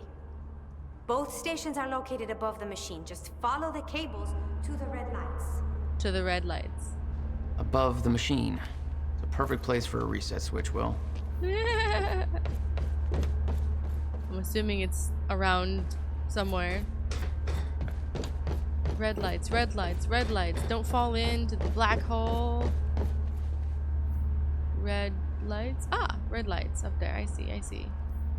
So where is a good way to get up? Aha. Nuh-uh. Oh, hang on a second. What's happening down here?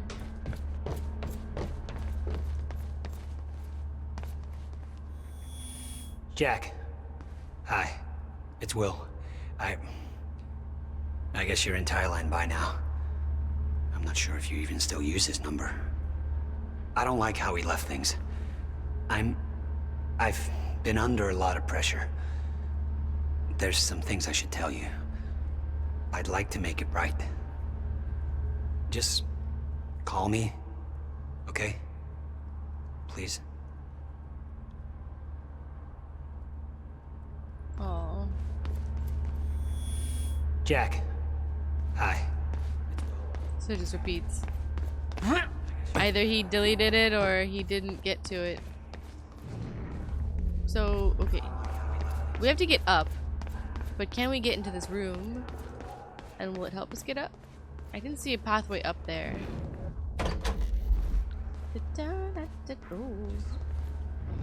Right? Not right? No. Is that the giraffe? It's the giraffe! Oh. Why does he glow? You've got to be kidding me. What is it? It's the giraffe. This is all my stuff from our family home. Oh. He kept everything. That must be hard to see. Guess he thought you might come back. Or he didn't know where to put it and he didn't want to like trash it or or anything. My artsy rebel phase. Complete with a very rebellious how-to guide. Always wanted to try this, actually. Never had the time. What is it?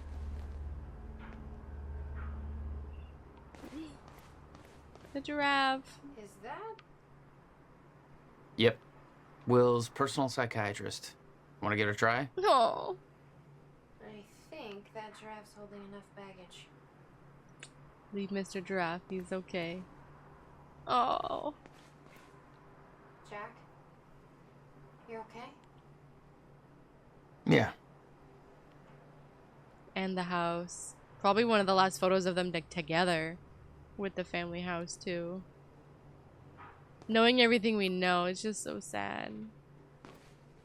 It's cool that this is here, but man, it must be such a mental load for Jack to experience.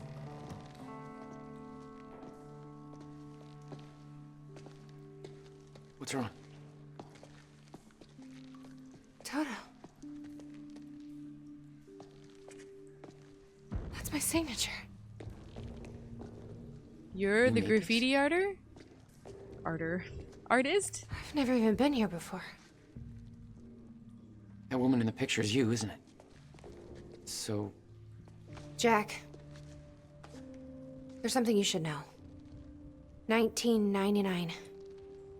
I was 8 years old, playing in my backyard, and a woman approached me, told me she was from the future. She gave me very specific details of events that would come to pass. Her. She gave me this. Filled with dates, events, proof of it all. Jack, that woman... Was me. It was you. Everything I told myself would happen, did. Every detail, for better or worse, came to pass, and couldn't be changed. Our fate is laid out before us, Jack. Everything that happened to get us here, every sacrifice that was made, they're all a part of this path. And they can't be changed or undone. Beth. When we step in that time machine, you will see for yourself. So she's the graffiti artist. That's even cooler. Alright. If you're that sure about how all this works, we can try it your way. I love that. So she goes to visit herself as a kid. She's the one who's been painting all over the city. Beth from the future has a lot of time on her hands. Jesus. Because these things are everywhere.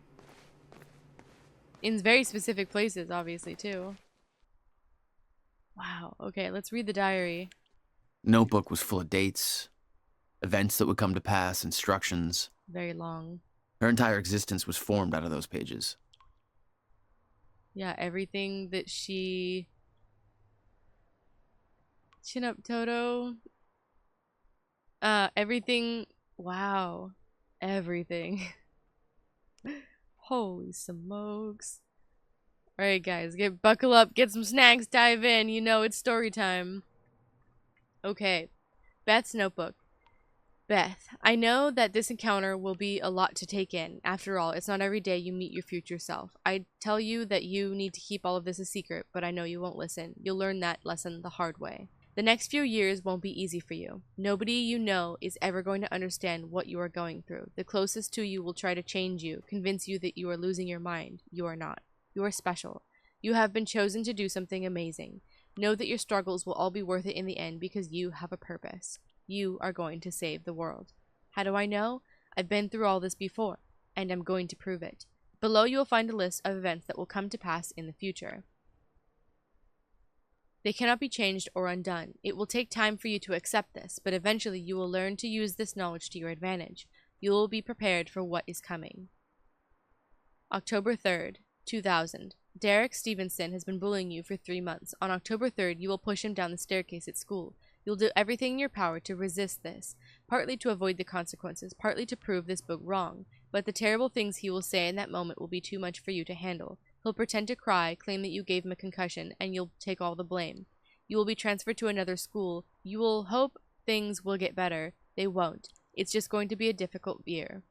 Whenever you feel helpless, remember this book. You are special. You have a purpose that they don't. Hold on to that. And if it makes you feel better, 16 years from now, Derek will be working at the dollar store and he still lives with his mom. December 3rd, 2000, Mr. Hartsook from next door will pass away. February 3rd, 2001. The kids at school will steal your jacket. Your parents will claim that you're hiding it on purpose, so they will buy you a new one. I think it's supposed to be won't buy you a new one, because they think you're hiding it. Look in the bin on the corner of 3rd and Main, and you'll find something that will get you through the winter. You'll be teased for wearing it by Michelle. You'll fight back, but it will only make things worse. Eventually, you are able to contain your anger. Take her aside, and say the following to her. I'm sorry about your mom. Then give her a hug. She will push you away, look incredibly confused and vulnerable, but she will never tease you again. April 24th, 2001. Erica, your best friend, will break her arm. Having read this, you will do everything in your power to prevent this. The actions you take to avoid this happening will only make it so. This is the first time you will truly witness that your fate is already determined. It cannot be changed. Erica will blame you for the incident. Try not to take this to heart. You will soon discover that she isn't the friend you thought she was. Stay strong. You will find people who respect you for who you are very soon. I mean, I like that the book itself is telling her, you're going to try to prevent it because you read about it, but that's what will literally cause it. And that's the definition of the closed loop, the bootstrap paradox, right? The very things you try to prevent are the very actions that instigate everything to begin with, essentially. But a book like this kind of fucks everything up because it makes you wonder, like, if you didn't have these things, would it change? But of course it wouldn't, because it's meant to happen this way. It's always going to happen this way because it's a loop. It's a spiral. August 5th, 2001. You will take the night bus home. There will be only one other passenger on board. A scruffy-looking kid with a black eye. His name is Jack Joyce. Remember his face. He's going to become very important down the line. Wow. September 11th, 2001. This is the one that will change you. Oh. This is a hard one. An event will occur that will devastate the entire nation. An act of terrorism will cause the World Trade Centers to collapse. Thousands will die. I won't go into further detail because the more you know, the more painful it will become when you are unable to prevent it. And you will try to prevent it. You will fail. You will curse this book for not telling you more. You will curse yourself for not being able to stop it. It will take a long time to get over this, but eventually you will use this pain to fuel your path forward. You felt what it is to be completely unprepared for what is coming. It won't happen again. Next time, you will be ready. This is the event that will finally make you believe. Any doubt you had will disappear. You are ready to take on this mission. So what is coming? October 8th, 2016. An experiment gone wrong will cause time to break down. This event will be referred to as a fracture in time. The onset of this event cannot be prevented, but the outcome must be. If the fracture is not stopped, then time itself will come to an end. Life on our planet will end. Saving the world wasn't an overstatement. It is your mission. You must stop the fracture. You can pull this off, but to do so, you need to follow some simple instructions. So, you can pull this off, just by its very nature, says that the plan that we are enacting will work. And if that's the case, if we do stop the fracture, I guess my hypothesis about the countermeasure has to be erroneous then, because I'm trying to think that the countermeasure can stop the fracture but would also kill the loop. But that cannot be the case if this diary exists. You can pull this off means that they did successfully stop the fracture from coming, but the fracture must be separate from the loop. So they're just doomed forever to go in this cycle over and over and over again. I'll be very curious to see how that works out. Okay, the simple instructions. Learn who to trust. The short answer is nobody. The less people know about you, the safer you will be. From this point forward, your mission takes priority over every other aspect of your life. Do not start a relationship of any kind that you aren't willing to leave behind at a moment's notice. There is one exception to this rule, and we'll get to that. Jack Joyce! Know your enemy. Monarch Solutions. They will try to prevent you from achieving your goal. Learn everything you can about them. You will know the best way to achieve this when the time is right. Monarch is run by a man named Paul Serene. You must never be seen by Paul Serene. If he discovers you, then you will risk failing your mission. And we know this because he's seen her at the end of time. So that's how she's able to get hired at Monarch without him seeing her. He's too busy in the shadows or not around enough to recognize who she is. But if she is seen by him, he will instantly recognize her as the person that he ran to in the corridor. with the gun and everything. That's why she says this. Learn everything you can about him. Remain hidden, but keep in mind the best place to hide is often in plain sight. So that's why she joins Monarch Solutions. Blend in. Change your appearance frequently. Hair color, clothing style, everything. Be cautious about drawing attention to yourself. Learn to blend in. Examine those around you. The way they move, speak, laugh, copy them. Become your surroundings. Train daily. There are a series of skills you will need to master to truly be prepared. Hand-to-hand combat, Filipino Kali and Jeet Kune Do. Weapons training, knives, pistols, shotguns, rifles, wilderness survival, compartmentalization, lip reading, face reading. The list is one you will build as you go. In time, you will understand what is necessary and what isn't. Don't rush yourself. Start with gymnastics. Study your target. Jack Joyce. He's the one person who can help you in your mission. He is the exception to rule number 1. You can trust him. Learn what you can about Jack. Study him from afar, but do not approach him directly. You aren't the only one watching him. On October 9th in 2016, you will rescue Jack Joyce. From there, the steps will reveal themselves. But be patient with him. He's stubborn, reckless, naive, but you can't do this without him. And he has his moments. He's much smarter than he seems at first. Don't mistake grief for stupidity. That's a big one. Because he's losing everything he knows, right? His brother, his friend, his entire life, his entire worldview when she first meets him. Study your objective, the countermeasure. This is the device that was built to stop the fracture in time. This is your objective. Find the countermeasure and use it to stop the fracture. Achieve this and the world will be saved. The world will be saved, but the loop might not be ended? Also, I don't know if that's the goal. Like, is the goal just to stop the loop? Like, in my brain, it would be. But I suppose it doesn't matter. The fracture in time is really the problem. And I know that's the main, like, stop the fracture because we don't want the end of time and everything. But, like, I would feel like it goes hand in hand because the loop is what causes the fracture to begin with and, like, sets everything in motion. So, if you want to stop the fracture, you want to stop the loop. We'll find out. The device was built by Jack's brother, Dr. William Joyce. Any attempt to contact William or find the countermeasure before the onset of the fracture will be in vain. Wait, Jack will show you the way. Retrieving the countermeasure will not be a simple task. It will involve great hardship and sacrifice. When the time comes, you will be ready for this. When you first read this, it won't make much sense to you. Over time, you will believe every word, but you will feel underprepared. You will wish that I had told you everything. I promise you that what is written here is everything you will need in order to get you to where you need to be. I know this, because I'm already there. Chin up, Toto. You're going to achieve amazing things. You. What a trippy note to get from the future. We found all the narrative objects. Hell yeah. Or what does Slabo say? Aw, yeah. This is trippy as hell, but everything's coming together. So this is where a lot of practicing was happening, I see. Is there anything in here? Looks climbable. Ah, is this how we're getting up? Is this a thing? It's bright as fuck. Woo! Got it. So this is how we climb up to get to the scaffolding that we need. And this is how we get back. Okay. Makes sense. Good to know, and we unlocked it from this side. So, I think we found all the things. Let's climb you wimey. Going up. Aha. Little break in the wall here. This is what we were seeing. She walks out casually. This is... Your brother put maintenance controls way up there. Because it's Will. That's exactly the kind of question that never would have entered Will's mind while building this thing. He doesn't doubt himself. Of course. Shit. Still getting used to that. Yeah, she's got the Don't vest. expect to. So she doesn't freeze. Okay, the first red light is now green. Woo! Oh, we're back. Nice. Where's the other one?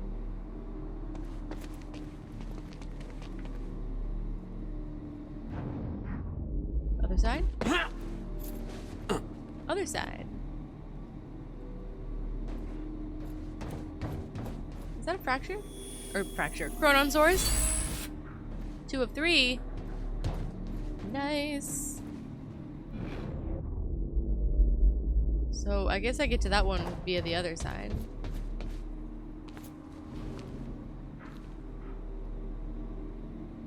I just jump. Yeah, I can. So I guess I just climb up here. I just didn't. Is that a chron? That's not a chron. So it's just a bright ass light. Alright, I'm climbing up.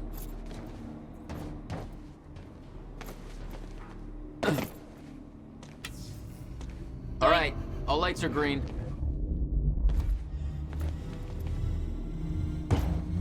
Can I just dive in from here? Who needs a corridor?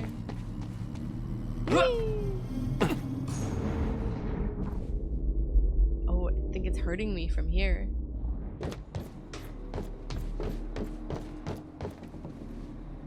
Eee.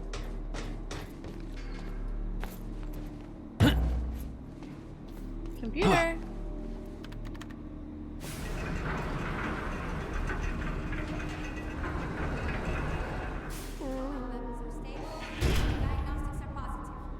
That's good. Are you on our side now? Like, actually, she's like, I just can't do anything about not being actually functional against you. Okay. See, you love your work too much, Doc. Okay, we're doing this. I'll set the date into the console. Do we both go back in time and just do different things? Oh, there's the other one. Please.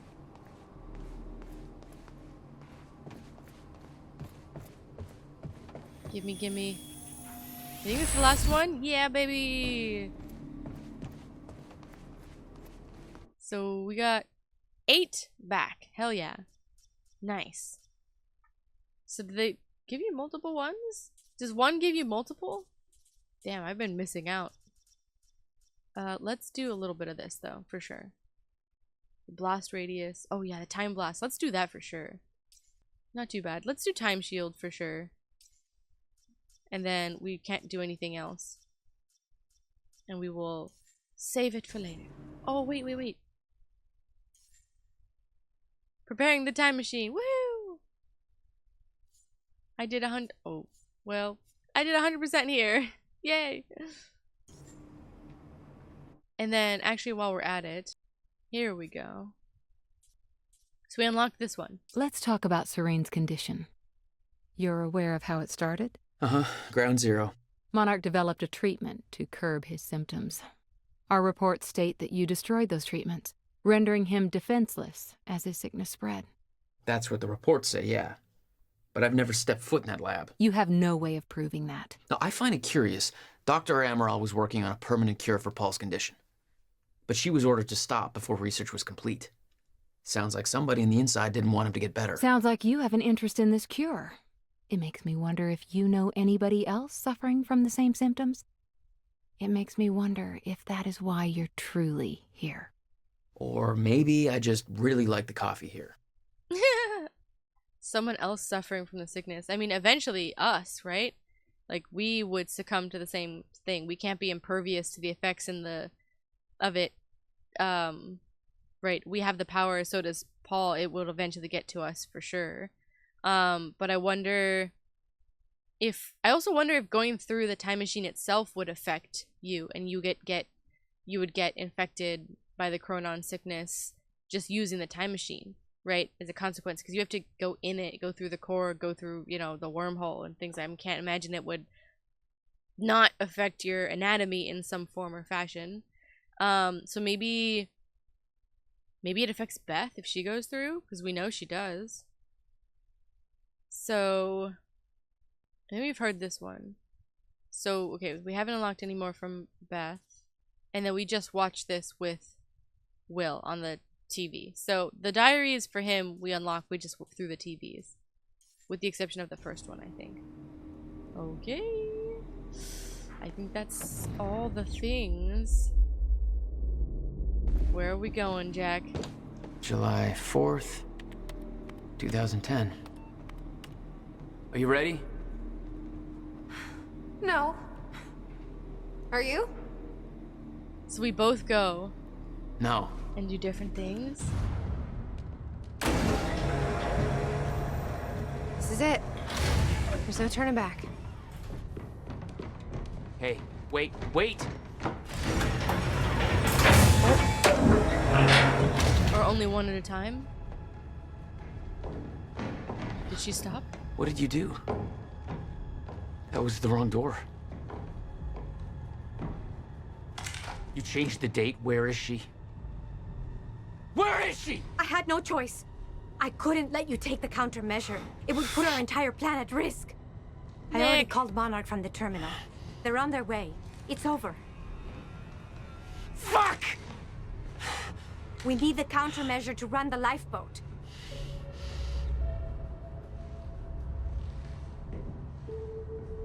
Yeah, okay.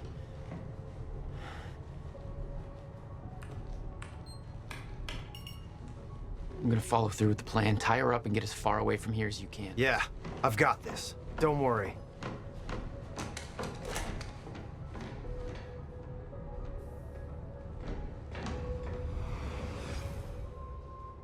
Explore the swimming hall.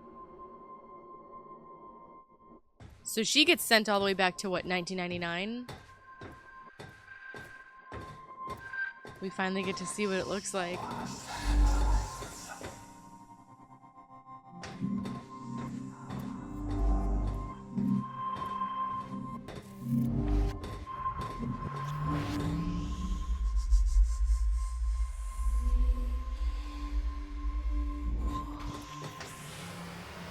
Weird.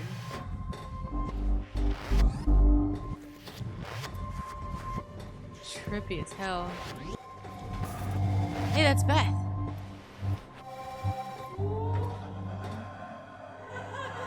That's Paul. I'm trying to like see who it is. This is Paul for sure. We recognize the shirt. Who's that? Who's that? Who's that? Is that Martin Hatch? He uses the time machine? Hard to tell. But it looks like Martin Hatch. What the fuck?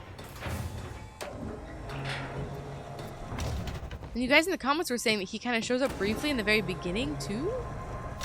We entered the time machine. 6 years before the fracture, July 4th, 2010. But he can't Your first talk to journey back Will. in time. 2010. This is where our notes get hazy. You know how it ended. Your goal when you arrived was to retrieve the countermeasure. But my goal had to wait.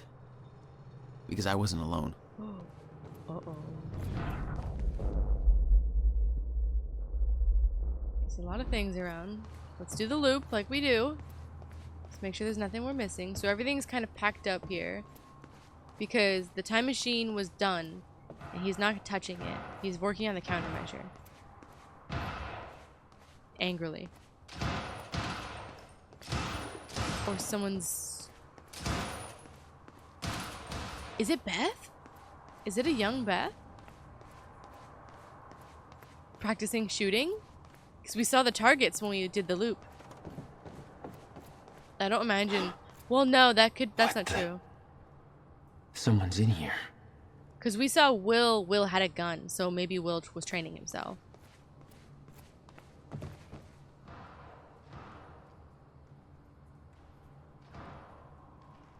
Ooh. Who the hell is that? The fuck are they shooting at? I think it's the target practice thing, but the question is, who is it? Okay, from William Joyce, read the countermeasure to Beth Wilder. Okay, and then this is all the way back at the start of the email. To Beth Wilder, from William Joyce, July 4th, 2010, 7 a.m. The countermeasure. It's finished. It's finally finished. Tests are all positive. I have officially constructed a working countermeasure for the fracture in time. I can't prove it, obviously, since there is no fracture to deploy it against, but I believe it will work. It has passed every test I can conceive. There is no reason I can see that it wouldn't. Given your knowledge of the future, I'm guessing you already knew this would be the date I completed my work. This day has been a long time coming. I was beginning to doubt it was possible. I haven't heard from you in almost 2 years now. Please tell me that you are still out there. To William Joyce from Beth Wilder. Not too long after he sends that email. I'm going to ask you now to do something that will sound counterintuitive. Leave the workshop, leave the countermeasure behind, and do not return until tomorrow morning. As with all of my orders, it is best that I don't go into further detail. And then he responds in about an hour. Okay, leaving the workshop now. The countermeasure is secured in my safe. I know better than to ask the reasoning behind this request. In 11 years, you've never been wrong, and I don't want to know about the future anyway. But that won't make it easier for me to digest. Can we meet tomorrow? Now that the device is complete, I need to know what the next steps are. And please be careful with the countermeasure. It's tremendously powerful, and sourcing the chronon particles for it alone has taken over a decade. Rebuilding it would take me years and years. Okay, so that's interesting. More stuff. Hey, Bobby Radford coming at you on 4th of July. And 4th what of a July. fine day it is, too. Things are looking up for Riverport. Huh, don't believe me? Just look at that shiny new Monarch building going up. That's a big deal for this town. Sure, I know there's been complaints, talking about how Monarch's tearing down this or that, taking over the mom and pop spots, making Riverport more corporate. Stop looking at. Some of that's happening. It ain't all good. A huge corporation like that, you know, they're all about power and profit. But I say, hold on there. Put it in perspective.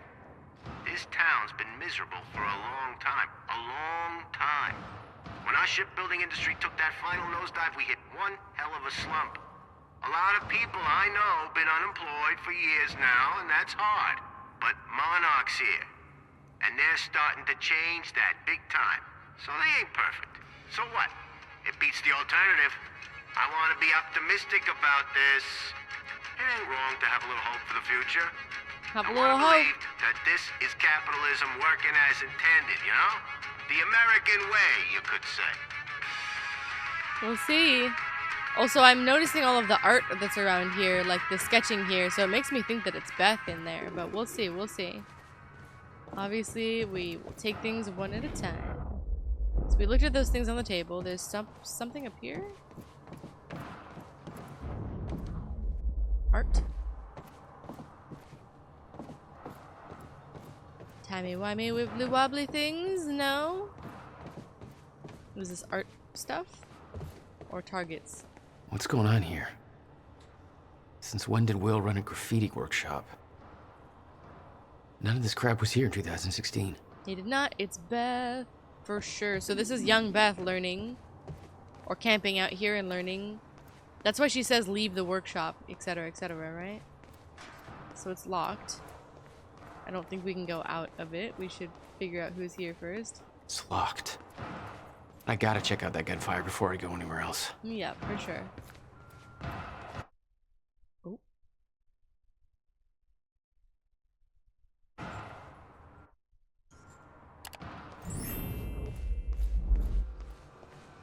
Looks like we're doing pretty good. There's not too much around now. Oh, I lied.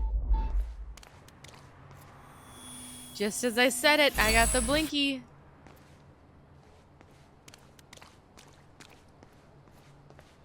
Okie dokie. I think we're okay.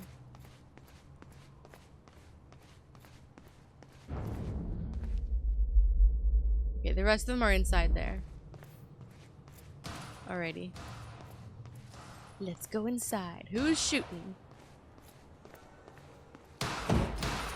It is Beth.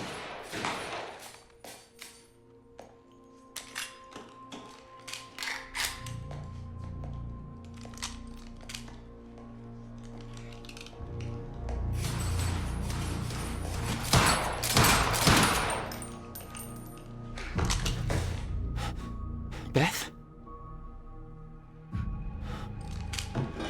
It's me. Hey. What happened to you?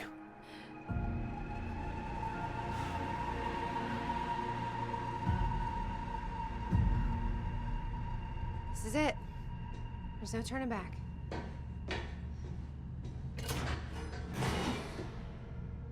Jack?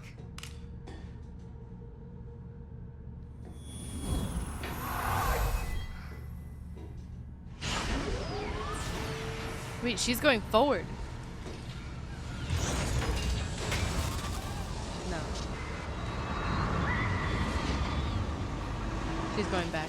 Because she went left. Dr. Emerald sent me to the future. Oh, no, she I fought did. for months trying to I find thought a way it to get curved. back. I wasn't the only one.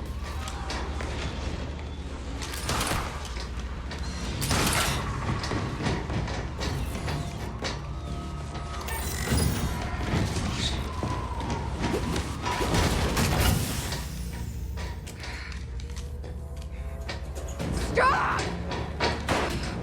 I followed him back.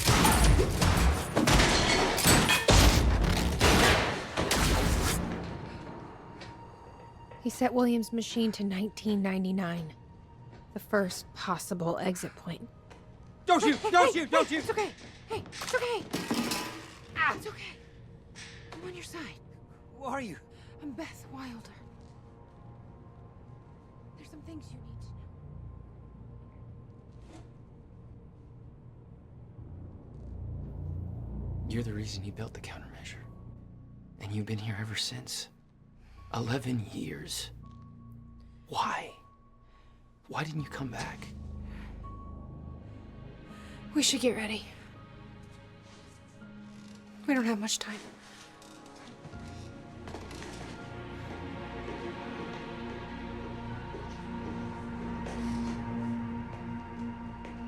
Okay, hang on a second. Just so I get it right. Dr. She had Emerald... changed. And there was a weight in her eyes. She was hiding something. She always was. Dr. Armorall sent her to the future where she met Paul, chased him there, they got in the altercation, and Paul set the time machine to go back to 1999, and they chased each other there, essentially. It was the only other way out, essentially, right? So, they're implying that she's also seen the end of time with Paul, maybe? I don't quite follow that moment, but they both end up in 1999. Paul knocks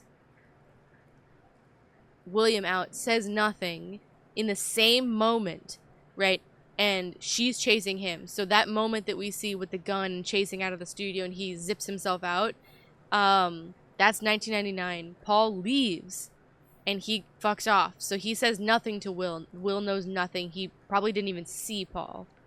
And it's Beth who stays and gives him the lowdown and evidently stays in 1999. So there are two Beths in this timeline, right? There's Beth that's growing up. She's 8 years old in 1999. And then there's Beth here and now who's staying and who stayed for 11 years in the past. Wow. What exactly do you believe changed in Beth? She lost hope. Oh lord, this is another really long one. Holy fuck. Buckle in. February 28th, 1999. Back in time. Here I am, back in a time I've already lived once before. No idea how long I'll need to stay here. No idea what comes next. This isn't how it was supposed to go. This wasn't the plan. If I'm going to come to terms with that, then I'm going to need to write it all down. There's nobody to tell this to but myself. So hello, me, again. This all started back in 2016. Jack and I kidnapped Dr. Armorall. We were supposed to use the time machine to travel back to 2010 and retrieve the countermeasure.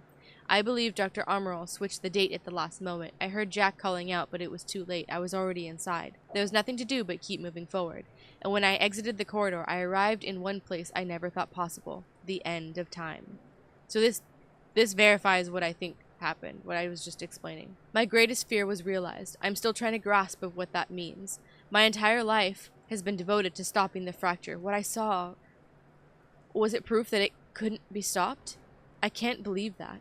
There's a logic to all of this, a meaning. I just haven't found it yet. I'm not ready to write down the details of the end of time. Not yet. The essential part of the story is that I found my way back. I spent a long time trying to fix William's machine, but somebody beat me to it. He set a course to the earliest time the machine could operate, the first time the core was activated. February 28th, 1999. I followed him through. So that was Paul. That's when I found William, still alive, much younger than when I had ever seen him. I warned him about the fracture. I told him that he was the only one who could create a solution. He begged me not to tell him anything else about the future. He said he couldn't stand living like that, being constantly aware of what would come to pass, his every action just a part of the preordained dance. I wanted to tell him more, but I know how he felt. William agreed to do what must be done. He agreed to build the countermeasure. This whole time it was me who set him on that path. He says the machine doesn't have sufficient chronon capacity to return me to the future. He says a jump that far would be nearly impossible without a substantial scientific breakthrough. Apparently that hasn't happened yet. That's his way of saying I'm trapped in 1999, second time around, so here I am. July 19th, 1999. Time machine move equals a success. I worked with Will to get the time machine moved. Had to make sure Serene wouldn't be able to use it to his advantage, so we moved it to the one place I knew it would be safe. Bradbury swimming pool. Will spent a big chunk of his research grant buying the property. It's the one place I know for sure that Monarch won't find us. After all, they still weren't aware of it in 2016. That means this is my new home for the time being. Will refuses to build the countermeasure here. He says that it has to be done at his workshop. He chose that location to build the time machine for a reason. Something about abnormal chronon density, anomalies, whatever. Doesn't seem to concern him that the very people we need to hide from know about his workshop. Probably doesn't help that he won't let me tell him who those people actually are. Guy's almost as stubborn as his brother. Now that the move is complete and Will is on his way, all I can do is wait, not liking the idea of that. Keeping busy was the only thing that distracted me from the eerie nature of being trapped here. Guess I should look at the bright side. Second chance at having a killer Y2K party? September 5th, 1999. Little me, the most surreal experience. Her eyes look so full of life. Looking to the clouds, invulnerable to the world around her. She looks so full of life. Looked happy. It was me. I knew the day was coming. I knew that I had to go see her and set her on the mission so that she would do what needed to be done, so that someday she would become, well, me. She was in the backyard, bright red duffel coat, playing, simple pleasures. It's strange. I remember the small details so differently the first time around. When I was a child, that woman who came to see me seemed like an angel, a limitless source of wisdom, gifting me with purpose. Now I was that woman. Trembling, a lump in my stomach, nervous as hell. Didn't matter. I knew she was too young to see those things on my face. I gave her the notebook. I told a small child to give up those simple pleasures to pursue a life that would bring nothing but pain and hardship. I promised her that it would all be worth it, that she would make a difference, that she would save the world. She believed me. January 1st, 2000, epic Y2K party. Ate bagels with cream cheese and watched Buffy reruns in a drained swimming pool. Party on. September 11th, 2001. 9/11. I tried to stop it a second time. I warned them. I told them exactly what was going to happen. Nothing changed. I came to terms with the fact that none of this could be changed as a child, but since then I've seen things that made me desperate to prove myself wrong, desperate to believe that what I've seen cannot come to pass. I tried to stop the rise of Monarch. I tried to stop Paul Serene, both versions of him. Every action was negated by the force of a timeline that cannot be bent or broken. I tried to stop the tragedy as well. Jack's parents, Christmas of 1999. I knew what happened to them. This time I was there. The car crashed exactly as it was supposed to. My presence only led to it to happen as it always did. I went to the funeral. I watched Jack cry. I watched Will build a wall around himself. I watched two brothers change forever in that moment, and I could do nothing about it. And now, this. Fuck. May 22nd, 2002. Monarch. They spotted me near William's workshop, barely got out of there alive. After all this time, Serene is still obsessed with finding me. He won't give up until he does. Have to be more careful in the future. This is so interesting. Like, so she's the one who caused the death of Jack's parents trying to stop it. Oh, God, don't tell him that. He's gonna flip. But, like, everything is coming to pass. She can't stop it. It's Beth as an adult realizing that she can't, even though she already knows that she can't. So it's kind of interesting that, like, our minds, because they experience things linearly and we want to have agency and control, we really are trying so hard to stop things we know are happening, right? Try to meddle and try to, you know, play God, as the phrase goes. And no matter what she does, it doesn't work because she keeps playing into the same timeline, right? Everything that she's doing has already happened and will happen that way again, no matter what she does. And if she tries to intervene, she will cause the thing she is trying to stop. And if anything, that should reinforce her that her getting fucked up in the timeline, getting sent to 1999, or rather the end of time, and then to 1999, it was supposed to happen. But all of it is just beating her down because it's so hard to witness everything all over again, trying and failing to stop everything. Okay, May 22nd, 2003, the end of time. Been having reoccurring nightmares about what I saw. I've been dreading doing this, but it's time. I have to write it out. It's the only way to move past it. In 2016, I entered the time machine, intending to travel back to 2010. That didn't happen. Dr. Armorall changed the date. When I exited the time machine, I arrived at the end of time. The fracture had run its course. Time had stopped altogether. The entire world was frozen in one hanging moment. I was the only one still able to function, or so I thought. Then the shifters came. I can still hear them. Their sounds echo through my dreams. The entire world was still, except me. They don't really like movement. I stepped out of the time machine into one thing I spent my entire life trying to prevent. The fracture was never fixed. I was living through the proof. The first hours were the hardest. I was living through a nightmare that I couldn't wake up from, surrounded by constant reminders that my mission would fail, never able to stay in one place because the shifters were always searching, always hunting. I wasn't alone. I discovered the first evidence of this few days in. I heard shifters becoming agitated, but I was nowhere near them. They were following somebody else, Paul Serene. A younger Paul, scared, weak, vulnerable. He found me, tried to convince me that we needed to work together, to help each other through. He found out very quickly that I wanted him dead. He had no training, no killer instinct, but he had those damn powers, and all I had was the Chronon harness. The end of the world, the only two people left, and we became sworn enemies. I can't be sure how long we spent there. It could have been months, could have been years. When time doesn't move, it feels like an eternity. Our grip on reality slipped away, trapped in an endless loop of brutal survival. Though we were enemies, there was a strange bond formulated through that suffering. We shared an experience that no other human has ever endured. Eventually, Paul managed to get William's time machine working. He was convinced that he needed to time travel back to the earliest possible point in order to stop this all from happening. He had yet to learn that the past couldn't be changed. I followed him through the time machine, but he escaped. He formed Monarch. He built an empire. I watched the birth of a monster. I can't escape the feeling that my actions helped shape what he became. Maybe I could have guided him. Maybe if I hadn't tried to hunt him down and kill him at the end of time. That can't be my part in all this. There has to be more. I wake up in a cold sweat most nights. I hear the shifters coming. I can almost feel their presence. Much of my experience at the end of time has become a blur in my memory, but there is one detail that I can't shake, one detail that brings my entire mission into question, one detail that haunts me. 2021. February 3rd, 2005. Hobbies. 5 years until the countermeasure will be complete. I spent most of my days training. I don't know what happens once the device is finished, but being prepared is my specialty. I still wonder if Jack will follow the plan, if he'll emerge from that time machine in 2010. Best not to think about it. I'm not giving up. I can't let these thoughts consume me. I need to focus on the present, focus on what is in front of me. That's the mantra that keeps me going. Just focus on the present. So I decided to take on some hobbies. Tried poetry, got depressed, dabbled with a guitar for a while, smashed it against the wall. Then I started experimenting with graffiti. Seems to be working out okay for me so far. It's fulfilling on a few different levels. Partly as a form of self-expression, partly as a means of release, partly just to fuck with people. What happens when Joe analyzes some graffiti on a wall one day, builds an interpretation in his head, and then 3 years later his depiction of that image comes true? Not sure, but it's fun to think about. I can't change anything, but at least this gives me the illusion of some kind of power. That illusion is what keeps me holding on. Sometimes I leave anonymous notes in people's mailboxes, telling them what will happen next week. I watch their reactions from afar. Voyeurism and graffiti. That's my life these days. Focus on the present. October 8th, 2007. Jack. I started watching him recently. I know Monarch is tracking him, so I keep my distance.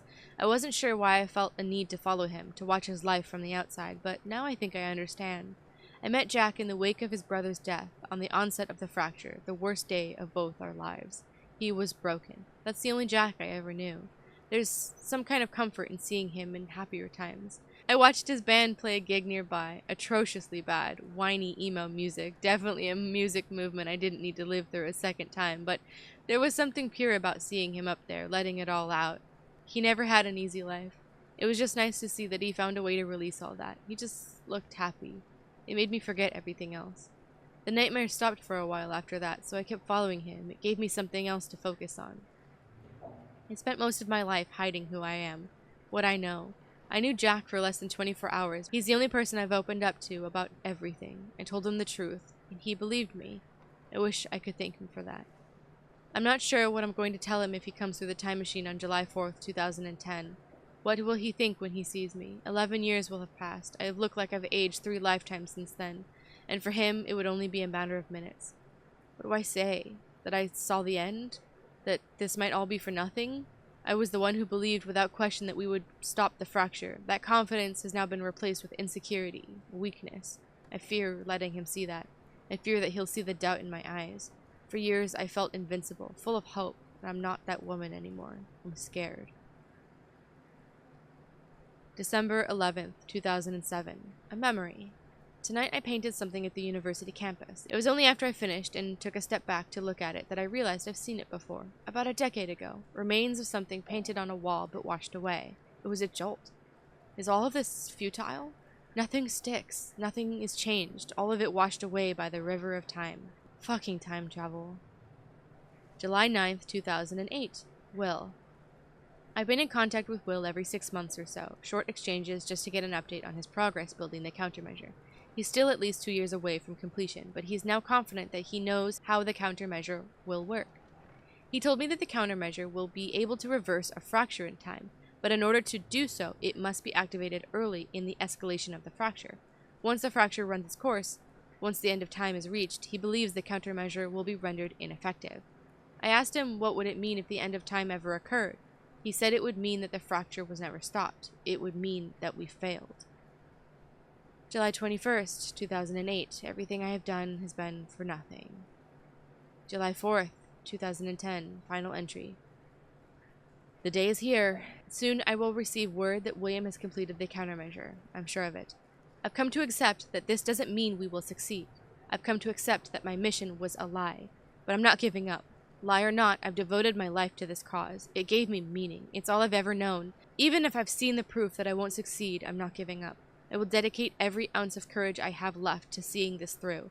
I'll retrieve the countermeasure. I'll keep it safe until 2016. I will do everything in my power to activate it when the time comes.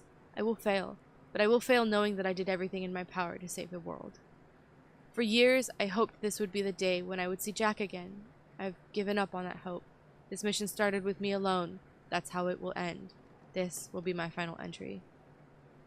So she lost hope in the timeline, it feels like, even though she gained hope in herself. And then, I guess, to see Jack makes just it all weird again. Like, things are on the set track. We came through as we were supposed to. So there's something there. Oh. I can't do this anymore. I can't fucking do this. Oh. Beth. Oh, she's way over there. She's in her depressed emo phase now, too. It's okay, Beth. We all go through it. Ooh. I had a feeling something would be over here. We need these. I don't know how we're gonna take on Paul Serene otherwise. Okay, and it looks like there's something here on the wall? 11 years. Wow. 11 years of calendars. I just realized what I clicked on it when I clicked on it. Of almost going through the motions, too. That's really rough. It's such a long time. I'll unlock the door. Yes, ma'am. So where's Will? Where's the countermeasure? The countermeasure's at William's workshop, where he built it. Then that's where we go. Let's go get it. Yes. That was the plan. Come on, Beth. I read your diary. You had hope. What happened? Seeing me? I just have to unlock this.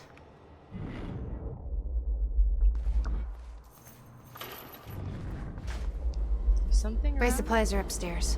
Ah, it's up there. We'll need to get them. Yes, ma'am. There's so much you don't know that you never saw. I gave up on the idea that she would ever come. Ma'am.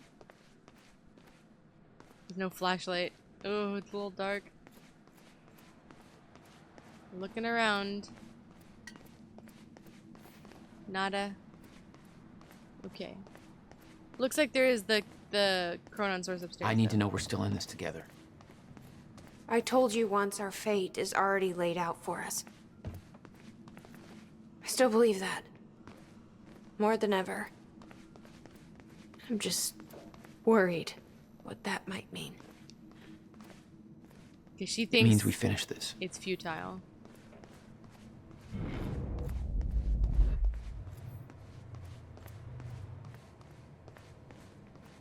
You need gear? Take whatever you need. The rest of it's going in the river. Along with everything else I brought here. That's a little drastic. My time here is done, Jack. I have to erase my presence. Let me know when you're ready to go. Because when Beth, on this timeline, gets here, she can't have any knowledge that Beth from the future was here. Ammo. Pistol. Hell yeah. Heavy pistol. Assault rifle. We want that. Tactical SMG. Which one has more ammo? Yeah, that has more ammo. Oh, but that carbine shot is so nice. Why can't I have... Oh, I can't. Okay, good. I was gonna be like, why can't I have both? ¿Por qué no los dos? Ready when you are, Jack. Yes, sir. Yes, ma'am. God, why am I today? Everybody's flipped. Rule 63. You followed Paul to 1999. Why did he travel so far back? To form Monarch. Prepare for what's coming. You kept tabs on him. And he's kept tabs on me. Perfect. Okay, March 1999, Monarch is formed. The CEO is never disclosed, so that's obviously Paul. Lucrative investments, all based on Serene's future knowledge. August 2000, Monarch is spotted following William Joyce. Monarch is following William throughout Riverport, no longer safe to keep in direct communication. In May 2001, Martin Hatch is hired. First listing of Martin Hatch on an employee chart, no details available on Hatch prior to this. 2002, Monarch begins patrolling the workshop. Monarch is spotted near Will's workshop, barely escaped alive, must avoid the area. Monarch on Fortune 500 in August 2003, well positioned on Fortune 500. Investments have stopped, PR campaign has begun.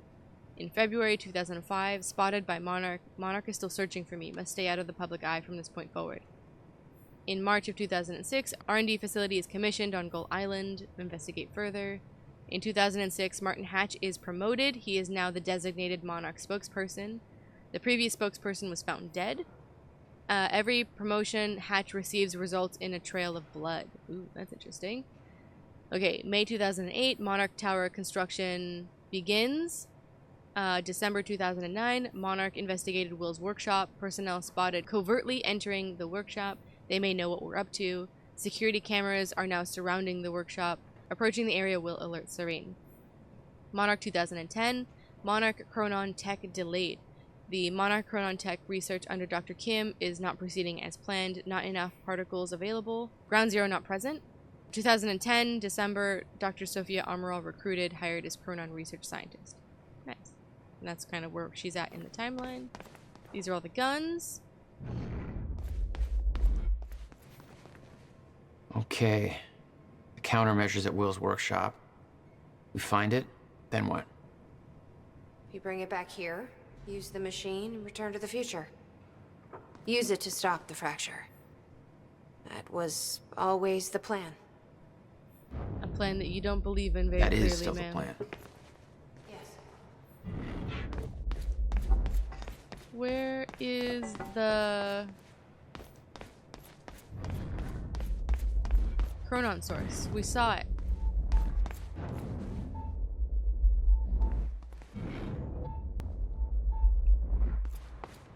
Here? I don't get it. It's like nearby, but I can't see it. I tried. I can't imagine what happened to you. When you entered that machine, I wanted to go after you, but I didn't know where Sophia sent you or how to find you. You made it here. It's all that matters. You followed the plan. Whatever happened to you, change it. Don't. We can fix this. Don't.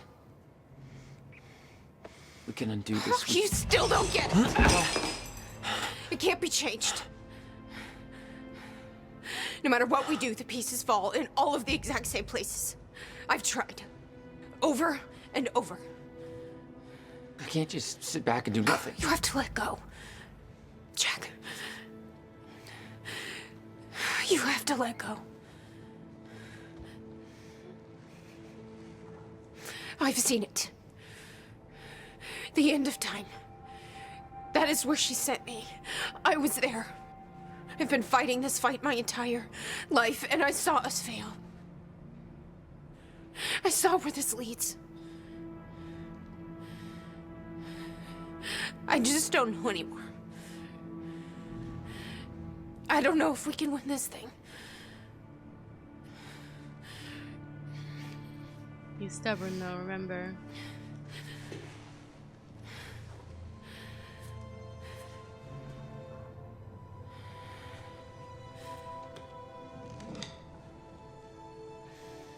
Then we'll die finding out.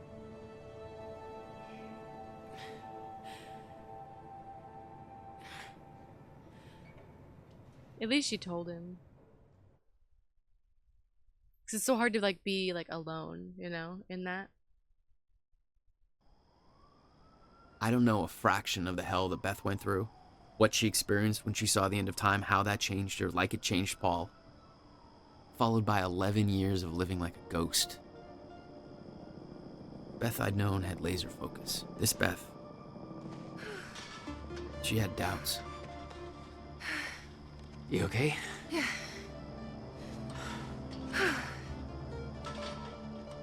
But the countermeasure, the one thing that could set things right, was waiting for us at Will's workshop.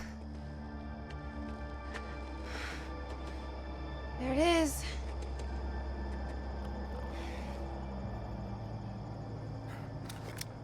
In 2010, Monarch didn't own the area yet. That came shortly after because of what happened with you. Mm-hmm. But we knew William was building something new in his workshop, and we knew it must be important. We were monitoring the place. Yeah, Beth knew about your presence. She'd done spying on her own. We came over the rooftops to avoid detection. Does Will know we're coming? No, he doesn't.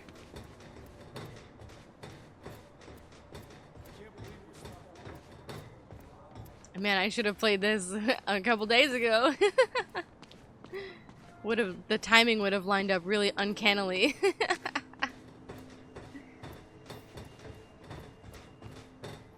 Leaping? From this point on, we may be in their sights. We need to be quick. We can do that. Oh. Oh. You say quick, I say Chronon source. Give me. Excuse me. Stop it. Stop it. Gimme, gimme. Woo! There Great. we go. This way, Jack. Yes, ma'am.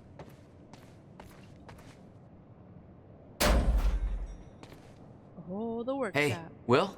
He's not here. I made sure of that. What?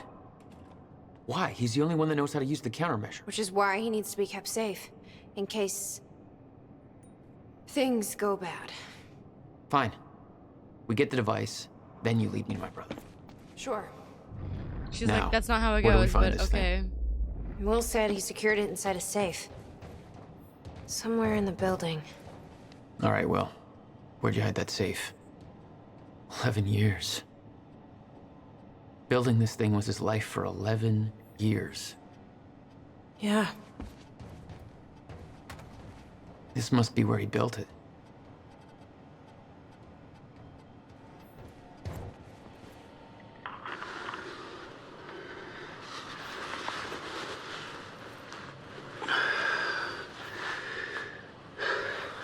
It's April 2nd, 1999. It's been about a month since the incident.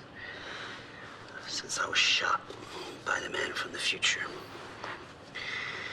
Since Wilder. I've moved the machine. Ma'am? Hidden it.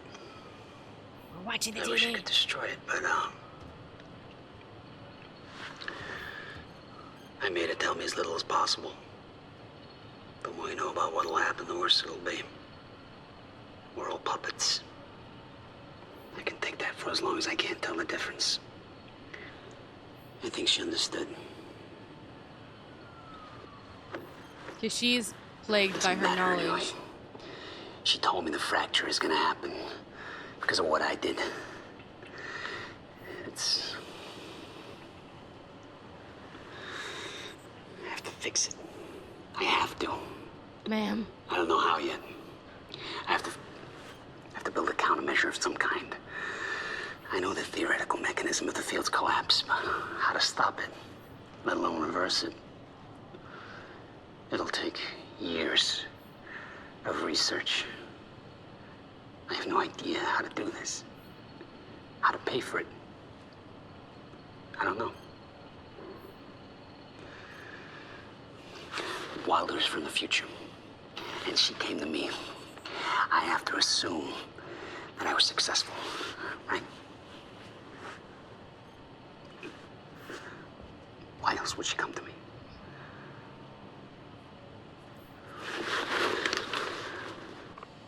Ooh, the last diary. I think. Oh, sorry to cut you off there, Jack. Yep, there it is. Planning on giving it to you. It was stolen before he ever had the chance. By us. Which means this is the only way it can play out. He says, I hope it's you that has it, right? In the video. Oh boy, okay, here we go. Will's journal. June 7th, 2010. The countermeasure is near completion. I should be celebrating. I should be excited. 11 years of work is coming to an end, but there is a weight on my mind I can't shake off. Jack came to see me. He found out that I sold our parents' house to continue funding my research. Understandably, he was furious. After all, the house was left to both of us. He doesn't understand the necessity of what I'm doing here. Talking turned to yelling, yelling turned to pushing. He told me it wasn't mine to sell. He told me they were his parents too. He told me that I was a piece of shit. I was angry. I couldn't contain myself. And then I said it. I still don't believe the words that came out of my mouth. I told him it was his fault, the car crash. I told him that he was to blame for everything we'd been through. I knew it was the only thing that could truly hurt him, and I used it. I can justify my actions as a result of months of fatigue, frustration, lack of sleep. It was wrong. I knew it as soon as I said it. He just stood there, devastated, for what felt like minutes. I could see a wall building between us. He told me he's leaving town. He's never coming back. That was 3 days ago. I haven't been able to reach him since. I can't sleep, I can't eat, I can't concentrate. I know the countermeasure will be finished soon, but that victory is a hollow one now. I spent 11 years building a device to save the world. The only thing that kept me going all this time was the fact that there was one person in this world that I needed to protect, no matter what the cost. And I just lost him. Oh. Everything is so sad and devastating now. Hey, Riverport. I'm pretty sure you folks are having a better time than I am. Old Bobby's still stuck in the studio just a little while longer. Whereas all of you folks are out there enjoying what I hope are spectacular 4th of July parties. So set up some fireworks, eat a little too much, drink until every joke you hear is funny, and spend some time with your loved ones. Appreciate the good things in your life, you know? This country ain't perfect, but it's still pretty damn good, and it's sure as hell worth celebrating. I'm about done here myself, and I can't wait to get home, crack open a beer or 3, and kick back with the people I love most. We're gonna appreciate that this year's better than last year, and we've all got good things to look forward to. And isn't that what today's really all about? Being safe and free, not having to be afraid, knowing that we've made a future for ourselves, and that it's all gonna be all right. And it's all gonna end. Riverport, this is Bobby Radford signing off for tonight. And wishing all of you a happy Independence Day. Yeehaw. Oh, there's something back here. Oh.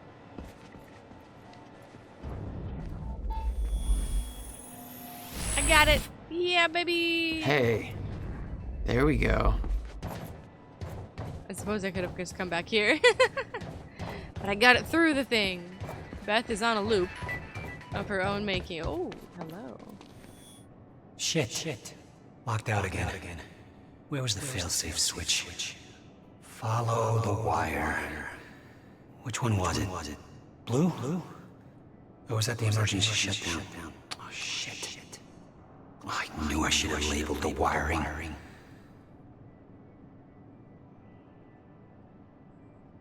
And open sesame. Emergency shutdown initiated.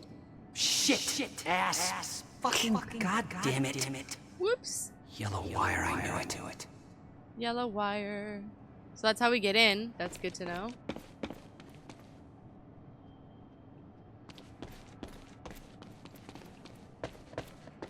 I built a goddamn time machine, but I can't remember to keep a piece of shit door unlocked. Yeah, you can't think of everything, Will. Don't worry.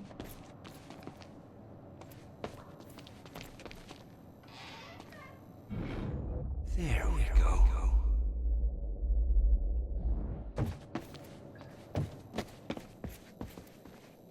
Let's see here.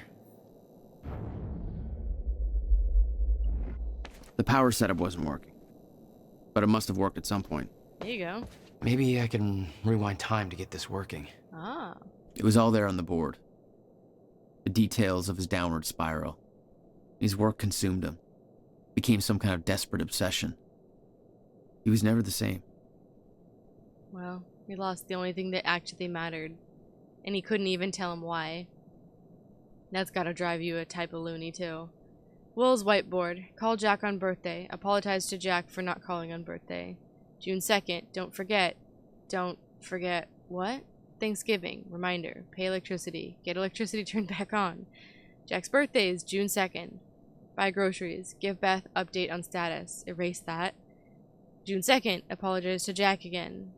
GMDR. What does that note mean? There's a locked door over here. Maybe the safe is inside. We'll get there, ma'am. By whiteboard eraser. Try to find a way in. You can use your hand or a sleeve. Meet with bank for loan. Shower first. Shower. Oof. The device wasn't there, but it must have been at one time. Put it back.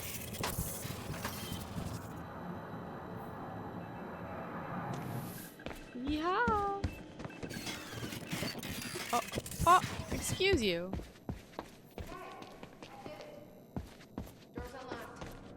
She's like, she's seen Paul's powers, but I don't know if she's really seen our powers. Is there anything over yonder? You'd been there before. Witnessed flashes through time. I assume pieces of that puzzle had come together since. And some are yet to come. Interesting, interesting. Oh, there's this. There's some things you need to know. You're the only one who can stop it. There's no theoretical groundwork. It could take even years to build. And it will. You'll have to keep it a secret. Even from the ones you love. It's the only way to keep them safe.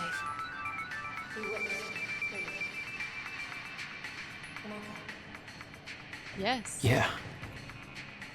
It was you. A long time ago now. Oh. Come take a look at this. Yes, ma'am. That's what I'm here for. Stairs to nowhere. Any chronon sources available? Over here, Jack. Yes, ma'am. Time machine designs. Safe. He didn't leave the code. But I can crack it. It's my birthday. I just need some time to... Somebody's here. No time. It's Monarch. I knew it. I knew they'd find us. The cameras. I'll take care of it. Just get that safe open. Stay inside. Yeah. Okay. She's gonna open it and he's gonna be like, what's the code? She's gonna be like, 06. You'd been spotted the moment you 02. arrived. Yep. You never had a chance. Nope. You were on a suicide mission. Yeah. I wasn't gonna lie down and just give up without a fight. Not then, not ever.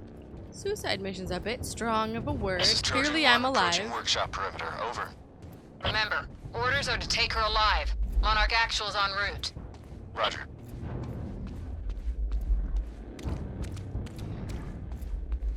Seems that we found everything. Alright, bitches. Stop right there. Where's the girl? Hey. Hold on. Take it easy. You got a gun! Open fire! Engage! Shoot him!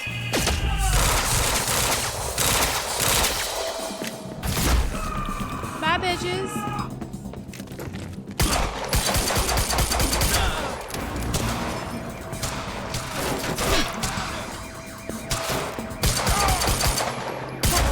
I got kneecaps, buddy. In the nuts. Oh, hi. Sorry, I kind of literally aimed for your nuts there. Didn't mean that. What's Oh, the maybe sit I rep? did. He got backup. I don't know what he is. Orders are to keep the mission quiet, tidy. We can't afford unwanted attention. Very quiet, very tidy. Tearing us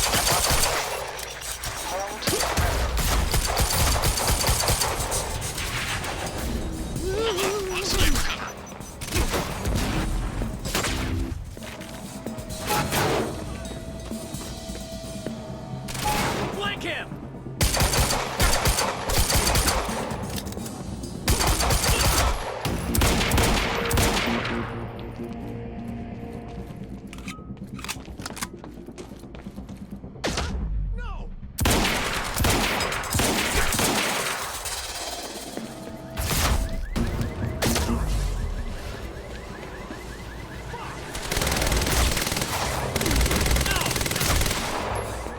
Is someone up there?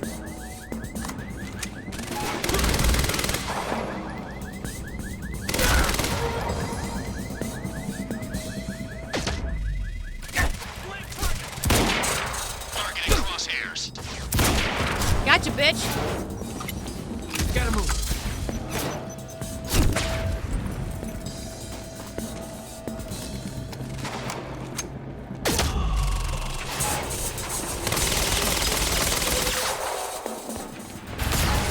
Oh my god!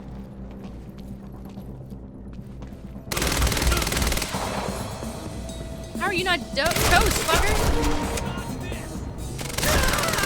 Gotcha.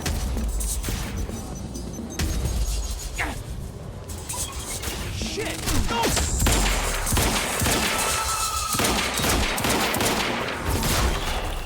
I should have saved that for Buddy Boy there.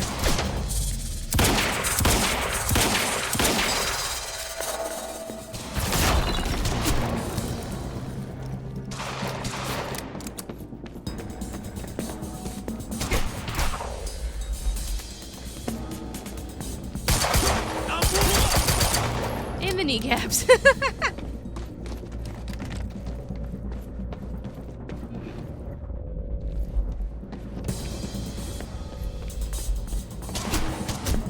Where are you? Oh. Bye, bitch. Toasty woasty. Get out of my way. Here we are again. Exactly where we left off years ago. Paul. Hand it over. I said, get out of my way. Gotta get back in. Okay, but there's gotta be a Chronon source out here. Please hold. Apparently not. Okay. Battlefields, no Chronon sources. Oh, I want that. Where is that? Yeah, there we go. I love the rifles.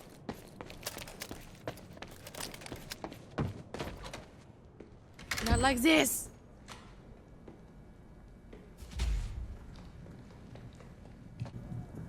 Give me the device.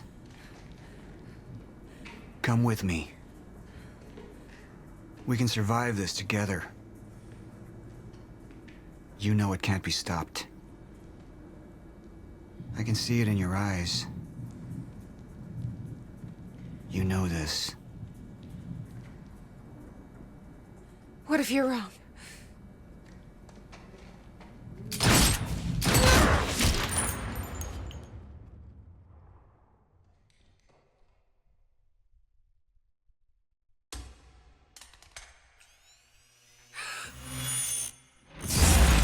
fuck.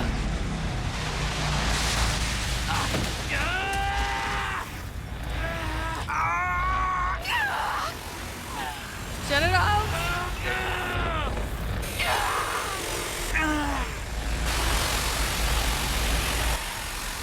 It's releasing all the chronon energy that it had in it. We failed. We created Ground Zero. Oh, Caused everything to happen how it shit. always did. Every piece falling into place. Except one. The blast sent you through time, brought you back to 2016. The same exact time from which you left. Something anchored you there.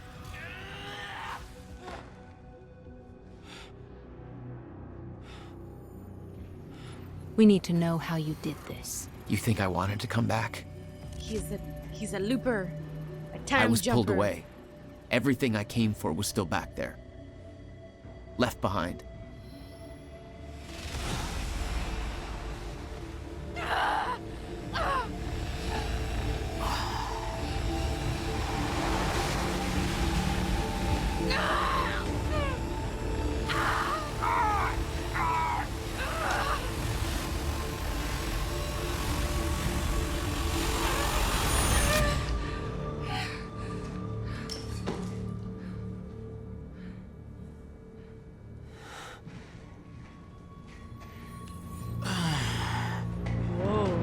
No, Beth. Beth. Come on, move. Beth, get up. Beth, come on, get up. Please, Beth. Beth, you need to move, okay? Yeah, that's it. Get the gun. Come on, Beth, move. Come on, please. Beth, move! Paul, don't do it. Don't do it, don't! I'm not wrong. You can't. No! No!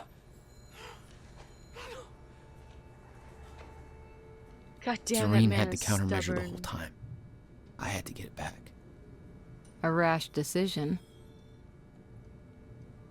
You claim Beth Wilder's death had no impact on your behavior, but... Like I said, I barely knew her. So, what you did next? It wasn't personal? No.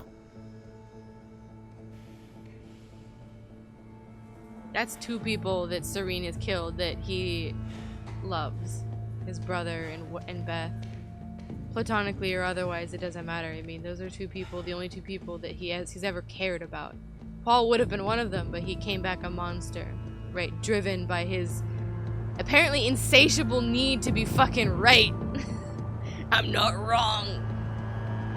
God damn, dude. So he shifted himself forward without the time machine.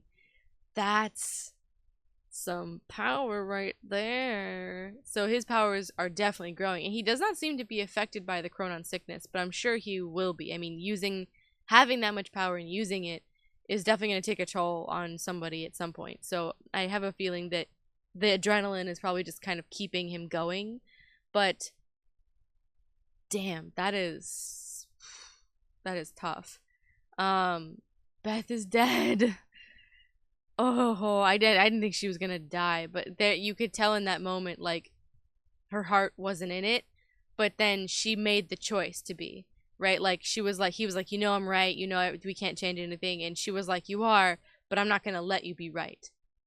And like, that was the moment, like, she got it back, and she fought it, but then he shot her, right? And it was just, like, not too late, and obviously it was happening the way it was supposed to happen, but holy shit, that caused Ground Zero.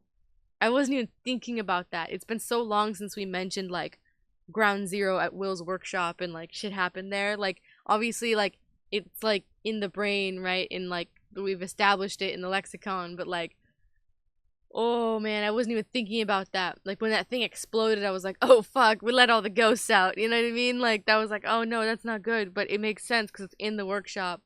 it happens. Will's not there, and it's ground zero. Boom.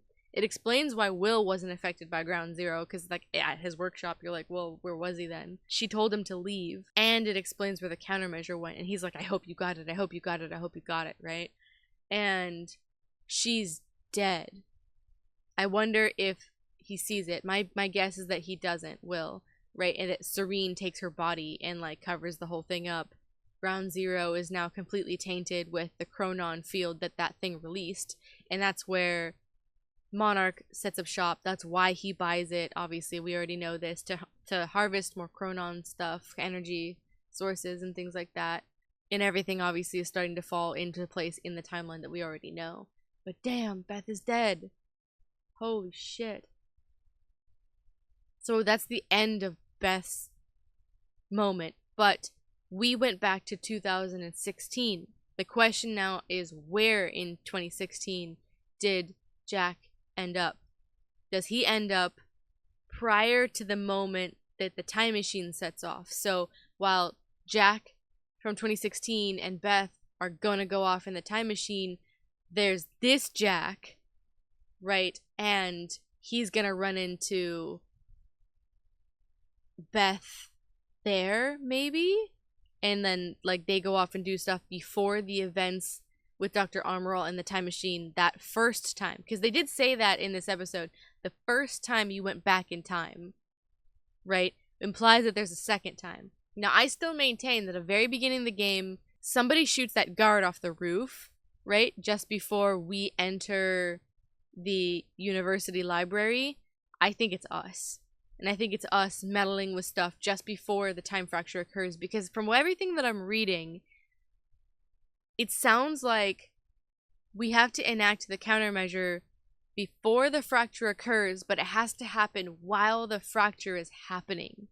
It can't be simultaneous, but like it sounds like the countermeasure has to work while the fracture is happening, but you need to instigate it before it happens. Like that thing has to open, shit has to get real, bright, and everything that we just saw with the ground zero, but then the fracture stops it, and maybe that's the moment that like well, no, it stops the fracture, I guess, because I was going to say the fracture freezes time, and maybe that's the moment that, like, the countermeasure can be enacted, but if it is meant to stop the fracture, then maybe the energy gets, like, consumed, the energy of the fracturing of time that happens in that moment when they trigger the time machine in 2016, maybe all of that gets consumed into the countermeasure, and then it goes, and then it stops the fracture. I think that's probably what's going to happen, but what's next is going to be personal for sure on probably a boatload of levels. They killed Beth. It's the same guy that killed Will. And we know the time machine works in 2016. So I guess it's just where did he end up in what point in 2016. My guess is it's before the time machine incident. So Beth is still around. But we know a little bit of what's about to happen. And it's a little bit of knowledge that gains us a leg up in the next moment. But it is the next act is the end, but we still have to get through the junction. So we have one more, my guess is one more decision with Paul. I can't imagine there's a junction for episode 5 because it's the end of the game. So it works or it don't. I'm really, really excited. So we've got the junction 4 in episode 4. That will be over here, and I'm very, very excited to get to it. And then we got the final act of the game. Now we got to find out what is the end/beginning of it, or if we can break the loop. I don't know, but that final act will be over here. Still have a little bit of time to save the day. And until next time, guys, let's hope for the future.